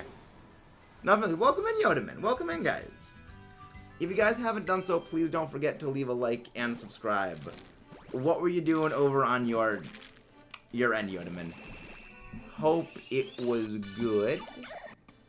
Hope it was good. Platinum Kaizo. Interesting. I am not at all familiar with... Oh, Kaizo Ironmon. Okay, I was like, Platinum Kaizo. I've never heard that. Like, okay, I didn't know if it was like a ROM hack or anything, because I know that there are Kaizo... I know, like, Kaizo is like a shorthand for like a harder version of the game. So I didn't know if it was... Because I know there's Emerald Kaizo, which, like, Emerald Kaizo is a thing, is like its own thing, not Kaizo Ironmon. Okay, there was a slight modicum of confusion. Should I start SOF for Bound Sweet? Ooh, that's fun. I believe we did hit 2.2k. Hey, we hit it. Oh my god, there's Timmy. It's Timmy. Yeah, Yodaman was doing Kaizo Ironmon and Platinum. It is the Timmy. The legendary hero known as Timmy B. How are you doing, Timmy? How is the Timmiest of bees? The beest of Timmies. So, Timmy, Timmy has it's a spider sense for Kaizo Ironmon. It is impressive. It is impressive the abilities this man has. It's going well. Okay, that's a good one. Not going well, Timmy. We are over triple odds and approaching quadruple odds on Greninja for the shiny hunt. Keep in mind, we've gotten one shiny Greninja, and that was over double odds when we got that shiny. So the counter reset back to 0. And then we have gone almost 2,000 eggs again, and still haven't gotten the shiny yet. The second shiny. This is the shoe. The shoe frog makes me want to strangle it. The funny thing is, I personally don't really care much for Greninja shiny, is the funny thing, Timmy. I've mentioned it a few times, but, restating, for people who are not, familiar with it. I'm not the biggest, shiny guy. Shinies, for me, have, the shiny design, the shiny color scheme, I guess is the best way of saying it, has very little impact on, my opinion of the shiny. For me, it's more of, does the color scheme of the shiny work? It's not the change, and, for me, which is, historical super brain me, who, is interested in history, knows that ninjas didn't actually wear black, which is where, the Greninja disconnect comes from, because it sounds, counterintuitive to say, but wearing black at night actually does make you stand out a little bit. It was actually, they would wear dark blue, because, the color of the sky and the stars, it actually would blend in a little bit better with, dark blue, not, black. So it's kind of one of those things where it's that little bit of his, I mean, also, like, ninjas proper didn't actually exist. It meant, like, scout or spy. So it's like, you know, ninja assassins that, you know, were all trained in all these, you know, stealth ninjutsu things. That wasn't a thing. They were basically, like, scouts or informants. Or spies. So it's like, it's one of those things where it's like knowing actual history kind of, like, destroys this entire archetype of characters. Yeah, like, that's one of the, like, Greninja Shiny does not, like, stand out to me too heavily, is like, that's not how ninjas were. That's not how ninjas were. They didn't wear black. It's like the immersion just shattering. Dripping knowledge. Knowledge. I mean, I drop all kinds of knowledge like rocks. Like, I mean, again, there's a reason I study geology.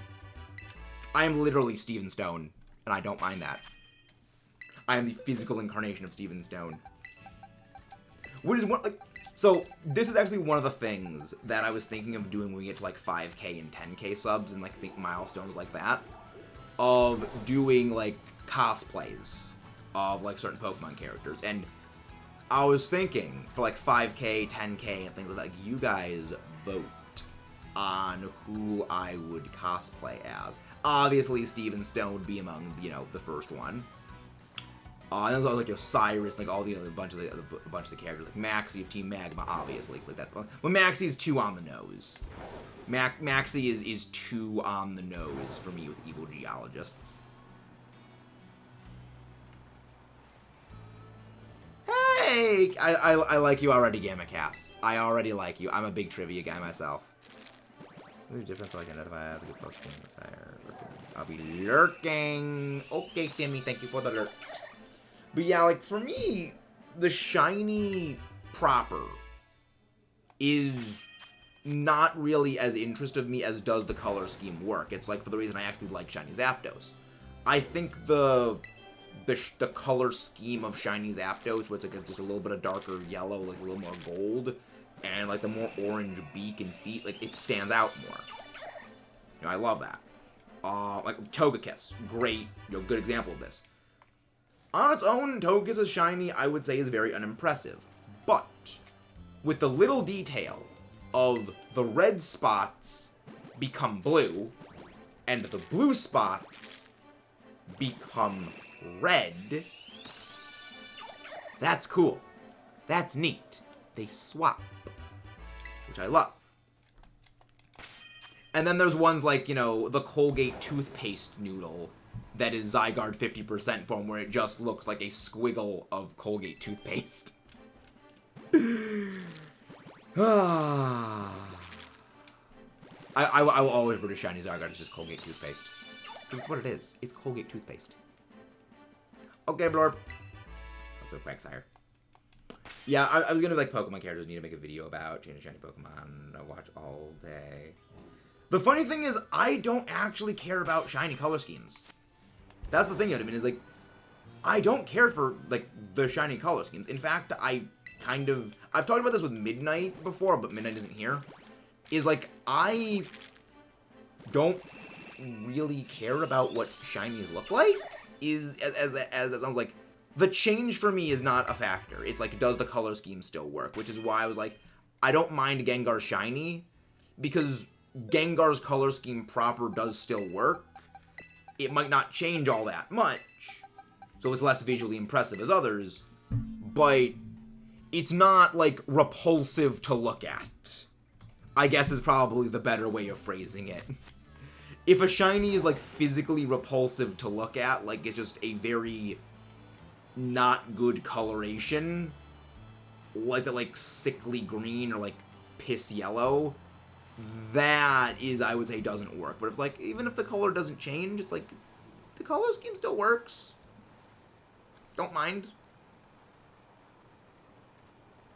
Naming my shiny Zygarde toothpaste. Nice. Oh yeah, speaking of Zygarde shiny, we actually did shiny hunt Zygarde in Dynamax Adventures back in Sword and Shield. That was a shiny hunt that I concluded off screen. It's an interesting way of looking at it. That's feel by shiny hunt. Completionism. For me, it's one of those things of, it's for the same reason I got Dark Matter camo in Black Ops 3 multiplayer. It's like, I got gold camo for some things that I liked. It was like, okay, well, I've got other, you know, things that I don't have gold camo on, and I see that I unlock Diamond by getting gold for everything. And I know after Diamond, there's Dark Matter. I kind of want to go for the completion percentage now. It's a sort of like collector's mentality for me, is more so what it is. I like the collecting. Because I'm very much this function over form person. It's one of the reasons why, like, when it comes to competitive, I will, like, retool my teams, even if my team, you know, I have to drop a favorite Pokemon from my team. I'm about the functionality. Makes sense. I'm a completionist sometimes. I don't have the patience to shiny hunt, but I think we do. Yeah, it's one of the things that I legitimately didn't think I would have the patience to shiny hunt. But I actually got more into shiny hunting because of Dynamax Adventures, where... So this is a bit of an awkward story. When I heard Dynamax Adventures was a thing, I thought, oh, no one would want to watch people do 20-minute plus battles with a legendary Pokemon in Shiny Hunt. No one would want to watch that. So I caught, like, all of the legendaries in Dynamax Adventures. And then I realized, oh, wait, people actually really like watching Dynamax Adventure Shiny Hunts because they can join in. And it was just like, I have made a colossal mistake. I have made a massive error. Tactical miscalculations were made. But it is time for Froakie number 2000. Let's see if this one isn't shiny. I'm willing to bet it's not.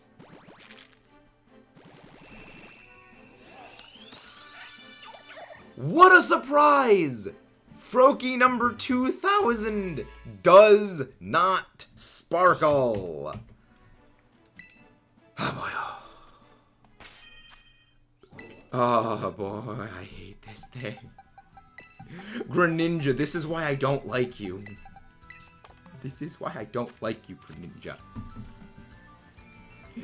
You cause me so much physical pain.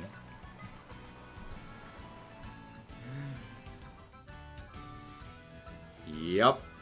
The thing is, I don't even like Greninja, is the thing. I don't like it.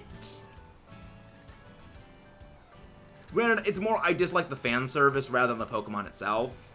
But it's one of those things where it's like, the representation has poisoned the well for all time.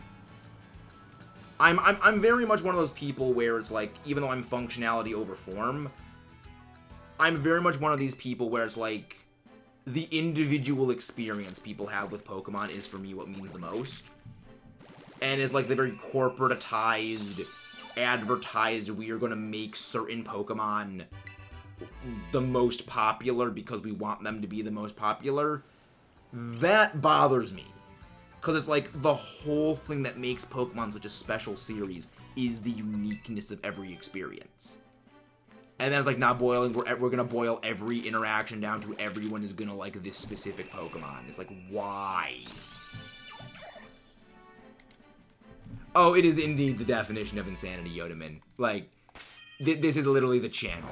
It is just insanity. It is the same thing over and over and over and over and over and over again without error. Yeah. Yeah, I mean, which, you know, it's kind of rich, you know, for me to say that was like, yeah, most of my favorite Pokemon are a lot of very popular and, like, very good competitively Pokemon. I didn't learn many of them were good until years after I actually liked them. Like, I always just liked Metagross. Like, this thing left an impression on me when I was a kid. I saw this when I, like, first started playing. Like, Metagross just looks cool.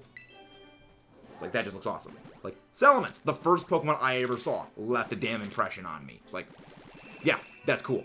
I like giant dragony thing. And then it's like, as time went on, the fan service of certain things kind of irritated me. Like, Lucario used to be one of my favorite Pokemon, I will say. I will be fully honest in that. And then the fog was lifted, and I started to realize the entire reason I liked this thing was because the game devs, because the anime, because literally every piece of peripheral media was basically cramming down your throat, you are going to like Lucario.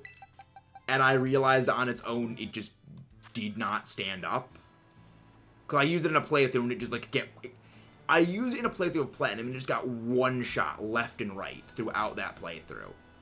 And it was like just the most disheartening thing in the world. It seemed like the thing that I really liked. It was just like, why is this thing losing so much? And then it was like, the fog was lifted. It was like, oh, this thing was never very good to begin with. It was just like things like Smash that made me really like it. And then began the long and simmering hate with the fan service. Which is weird, I actually like Charizard.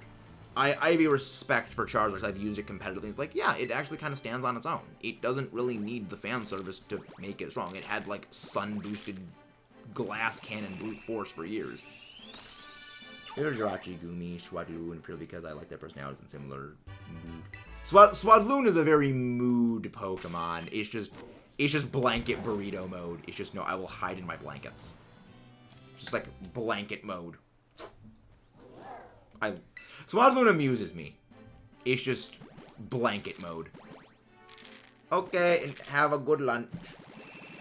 Well, Mudkip, you can go tell Sly at the very least I didn't get killed by a tree. At least I didn't get killed by a tree I was actively taunting. It couldn't reach me. Well, Swadloon. Swadloon is just blanket. Hi, Caleb. I'm so bad at Tears of the Kingdom. How did I already beat the game? When he struggles to deal with, like, basic enemies. I do love that. Oh, yeah, the Yiga clan are just the people inside of the trees. It's like, that's creepy, but also actually kind of cool. Forward the message to the Boomer. No, Mudkip, you have to do the Boomer with capital T, capital B, and then do a trademark after it. That's how you gotta send it as, just like the Boomer. TM. Trademark the Boomer. I mean, we still need to yell at Midnight to take away his controller privileges.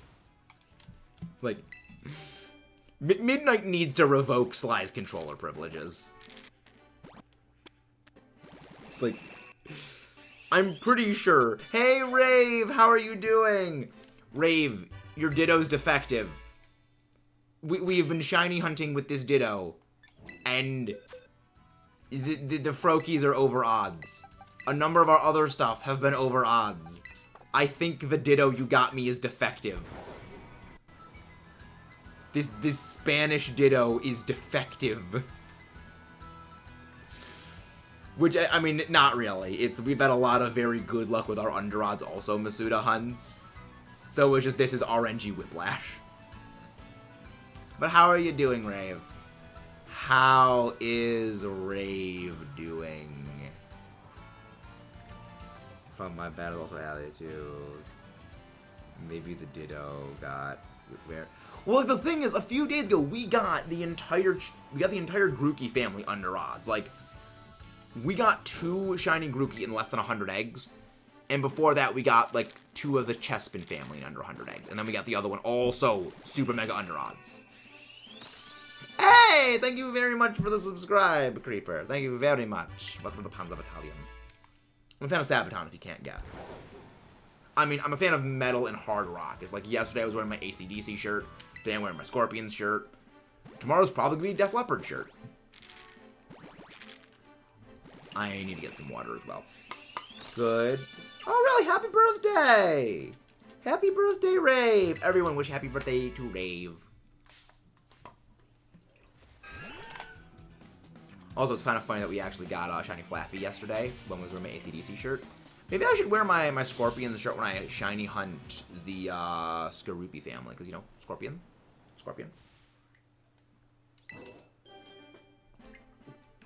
There's only, like, 2 Scorpion Pokemon, right? Skorupi and Drapion, right? There's no other Scorpion Pokemon, right? I'm kind of surprised we don't have other Scorpion Pokemon in that case. It's like, Because, like, you'd think a scorpion is one of the perfect things that could be made into a Pokemon. Because it's like the platypus. It's this thing that exists. I mean, well, then again, we already have a platypus Pokemon. For those who don't know, Golduck is based on a platypus. So, like, we have a platypus Pokemon. It's like, it's such a weird animal. Like, it's got, like, a stinger tail. It's got, like, you know, these lobsters. It looks like a thing that a Pokemon would be. It's like, it's perfect. Yellow Bird keeps me away every time. You lurk when you can. Thank you for the lurk, though.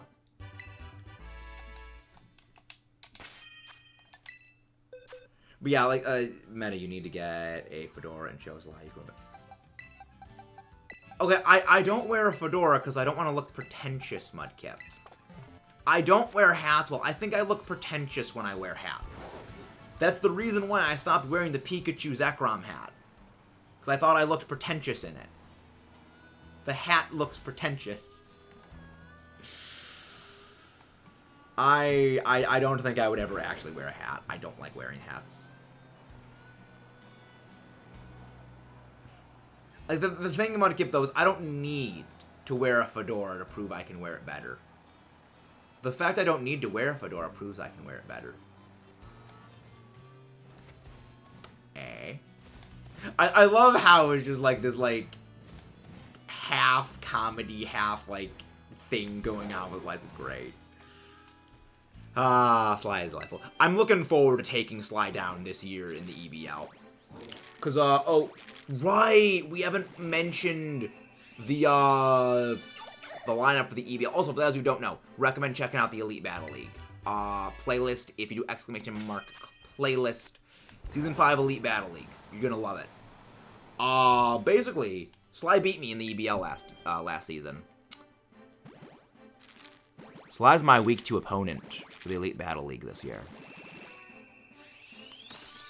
And this time, I'm out for blood. If you want blood, you got it. It's like I am ready to. So I realized one major flaw of my team construction was like I built my team way too slow. But Meta, you're just gonna let the boomer wear a fedora better than you. I don't need to wear a fedora to prove I can wear it better than him. But that's the thing is I don't need to wear one to show that I can wear it better.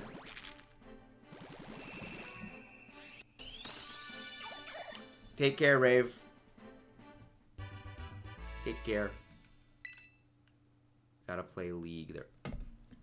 League? As in, like, League of Legends? No! Rave! No! No League of Legends! Okay, Rave, I'm gonna send you a video. I'm gonna send you a video that I think you'll approve of if you play League. Okay, maybe not. Maybe not. But I think it'll be funny.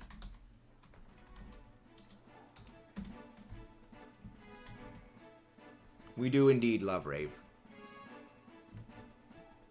Rave is good friend. Rave is friendo. So, has Sly even started the Fire Temple at all? So, like, where is Sly, the boomer, within the confines of the game? Exactly. Exactly. Like, my brother has an addiction to that game, and it's like, why? No, he hasn't started any temple. Oh my gosh! Sly! Why are people having issues with the Discord link? The link works. That's weird. I can just go grab that link. I can go grab another one, but the link should work. Unless it's the super server. Unless that is the super server link. In which case, that's weird that isn't working. Let me grab that. Unless you mean like this link proper. That's very weird. That's very weird. Unless it's calling the command that we removed. Okay, it might be calling the command that we removed. Okay, the super server is different from mine. Exclamation mark Discord will bring up mine. The super server is a different thing. The super server is, the super server was hacked, as in someone whose account got hacked was, basically in the server. And we needed to fix things. As in, destroy the super server because it was hacked and people were, like, doing not good things in it. So we had to restart it, and I guess I might have just not changed the command correctly. Yeah. But yeah, the Discord is a different one. The Discord is a different command. Yeah, the super server is... I could do a little bit of an explanation of the super server and why you guys should join. The super server is basically a collection of... It's a server that is a sort of collaborative server where a bunch of different, you know, smaller creators will all come together. So it's like, oh, you enjoy my stuff. Well, if you say you like Legend of Zelda stuff, you know, we do a little bit of Legend of Zelda stuff here. But our friend on here does even more Legend of Zelda stuff. So you'll also really like, you know, if you want to watch more Zelda stuff, they got stuff there. You like Smash, well, this guy does Smash. And it's basically a way for, like, all of us to, like, help each other, you know, grow. That's what the super server is. You know, the previous one was hacked, and so we had to restart from the ground up. So yeah, that could have been, I fixed the timer command for it. But I think it might have not, I think the custom command was overriding it, which is weird. You didn't know? Oh, it's all good. It's all good, Gamma. It's all good. Did you see the Discord, welcome post in our server, the Ironworks? Kels! Hi, Kels! Come on, the mods, go grab Kels' link. How are you doing, Kels? Hope you are doing well. Suffering, Kels. That's how well we're doing. GRENINJA. We are over 3 times odds. Approaching 4 times odds. For this shiny. And it is still not sparkling. We also just hit 2,200 subs today, so that's actually pretty good. That's pretty good. Homework. The vile thing known as homework. Homework bad. Homework bad. But yeah, later tonight, for those who don't know, we actually do Tears of the Kingdom streams later at night. So, later tonight, we're going to be going live again with Tears of the Kingdom. Loving the game. We've already beaten the story, so we're right now just exploring the rest of the world and doing side questy things. So if you have been avoiding, like, Tears of the Kingdom stuff because, like, story spoilers, we are not going to have story spoilers in there unless, like, you know, well, then again, there is certain locations which could be, which locations will be spoilery, so there's, can't say no spoilers. Can't promise that. But yeah, we're just like, you know, we're boss hunting, we're side questing, we're doing all the shenanigans. We are doing all the shenanigans. Also, we're trying to build a tank. That's the other thing we're doing in Tears of the Kingdom. We are trying to build a tank. Which, it's going decently well. I have, like, the general vague idea layout for the tank. So it is working. It's just getting the tank off the ground and, like, getting the rest of everything working. Exactly, I love it. I'm loving the game. It's so good. It's a very fun game. Like, the thing I like about it is that I'm not a sandbox game person. So, like, Minecraft is not my cup of tea. I have a very difficult time with, like, open sandbox games. But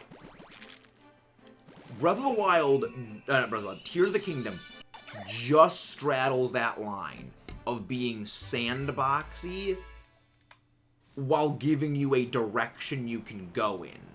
So, like, it limits what you can do, but because you're limited in what you can do, I can be more creative because I'm not overwhelmed by all the options. Like, oh, I see wheels, I see a giant explosive cannon launcher, I see a robot head that will aim for me and target things, I see treads, I can build a tank.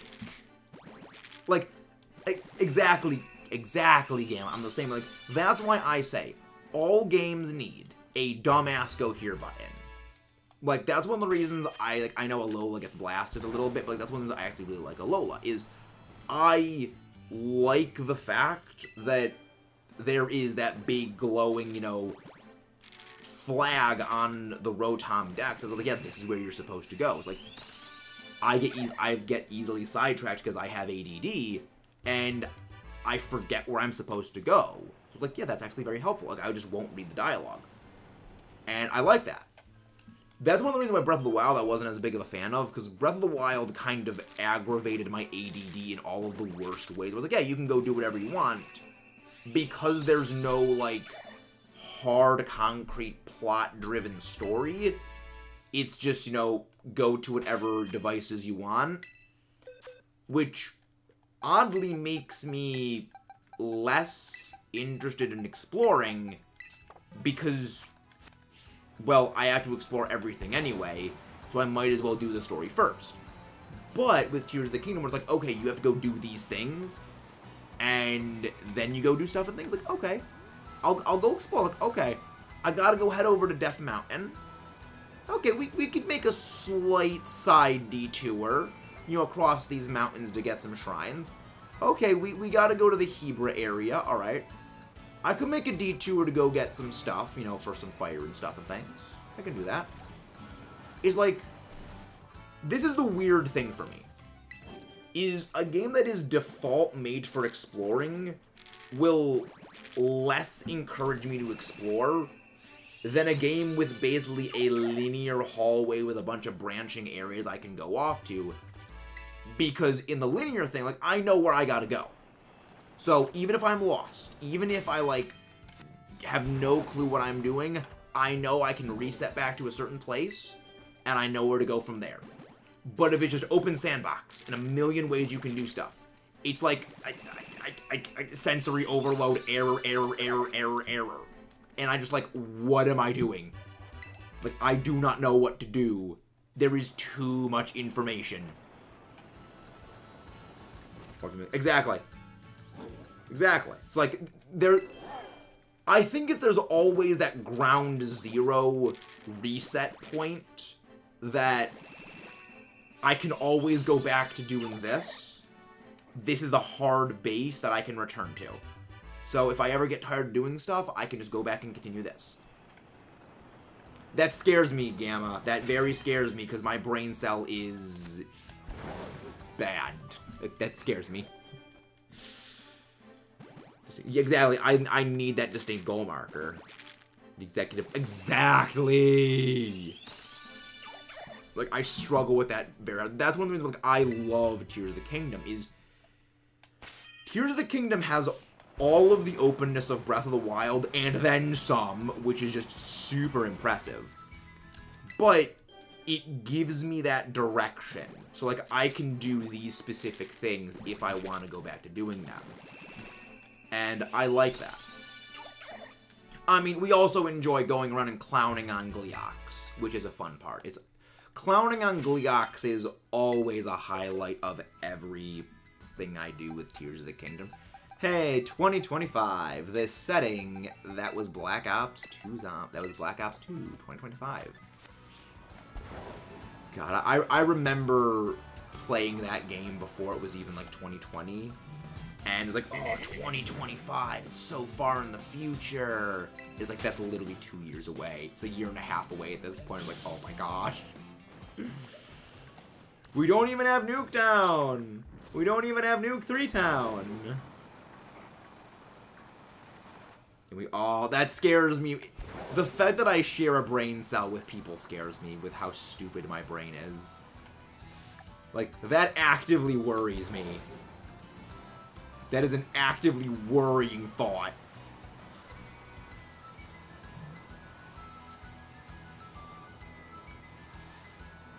What the hell? I didn't order a thing. Ah, yes. Spam fake messages. Always a delight. Like, I love it when I get messages like, oh, your Netflix account has expired. I don't even have a Netflix account. There is something wrong with your Venmo account. I don't even have a Venmo. It's like, why do I get these fake BS messages when I don't have these things? The reason we found each other, Gamma, is probably because we stumble through everything and we all end up at the same place of just ADD brain. Which is scary.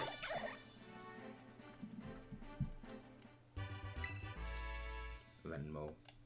It's like, I don't have any of these services. Why is the game, like, doing that? Why? Got all this, like, your this has been deactivated. It's like, exactly, it's like, how? Why am I getting these? These was a shiny Murkrow. Okay, but here's the thing, Kayla. My mind's not great. My mind is a potato. This brain is a potato, or it is paste. This is not a great mind. This is paste.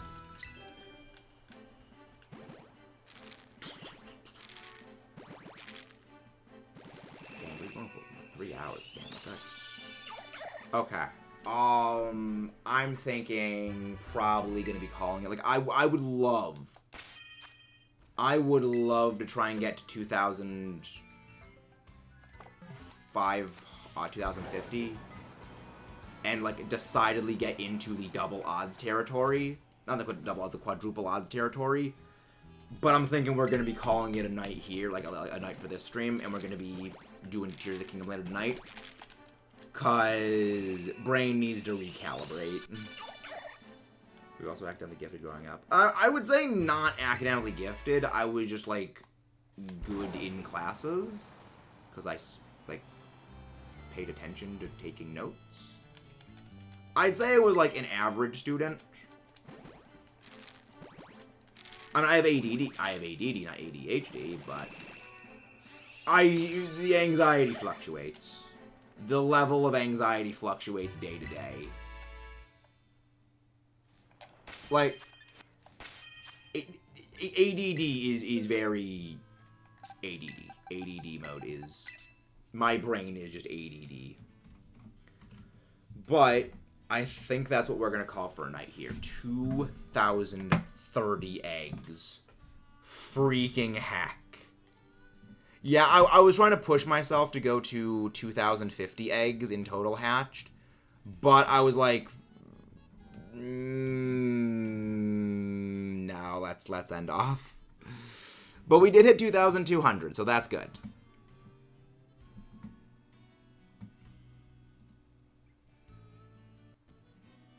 So that's good. So let's go find someone to go raid. Let's go find somebody to raid. Yeah, it's always good, but trust me, Gamma. If you want to see more nonsense, Gamma, I highly encourage you to go and check out our previous things. Because we've got recorded series, we've got previous shiny hunts, we've got all kinds of stuff and things that you are gonna love. Ooh! This is a bit of a spicy hunt. Shiny hunting for Tyrogue in Pokemon Crystal. That is a spicy shiny hunt from Shining Umbreon. So let's go raid Shining Umbreon. Have a good night, have a good day, everyone. See you guys next time. And I still need to come up with a new outro for the channel. Because Let's Rock and Roll is going to be our intro now. Always happy. Have a good day, Kels. Goodbye.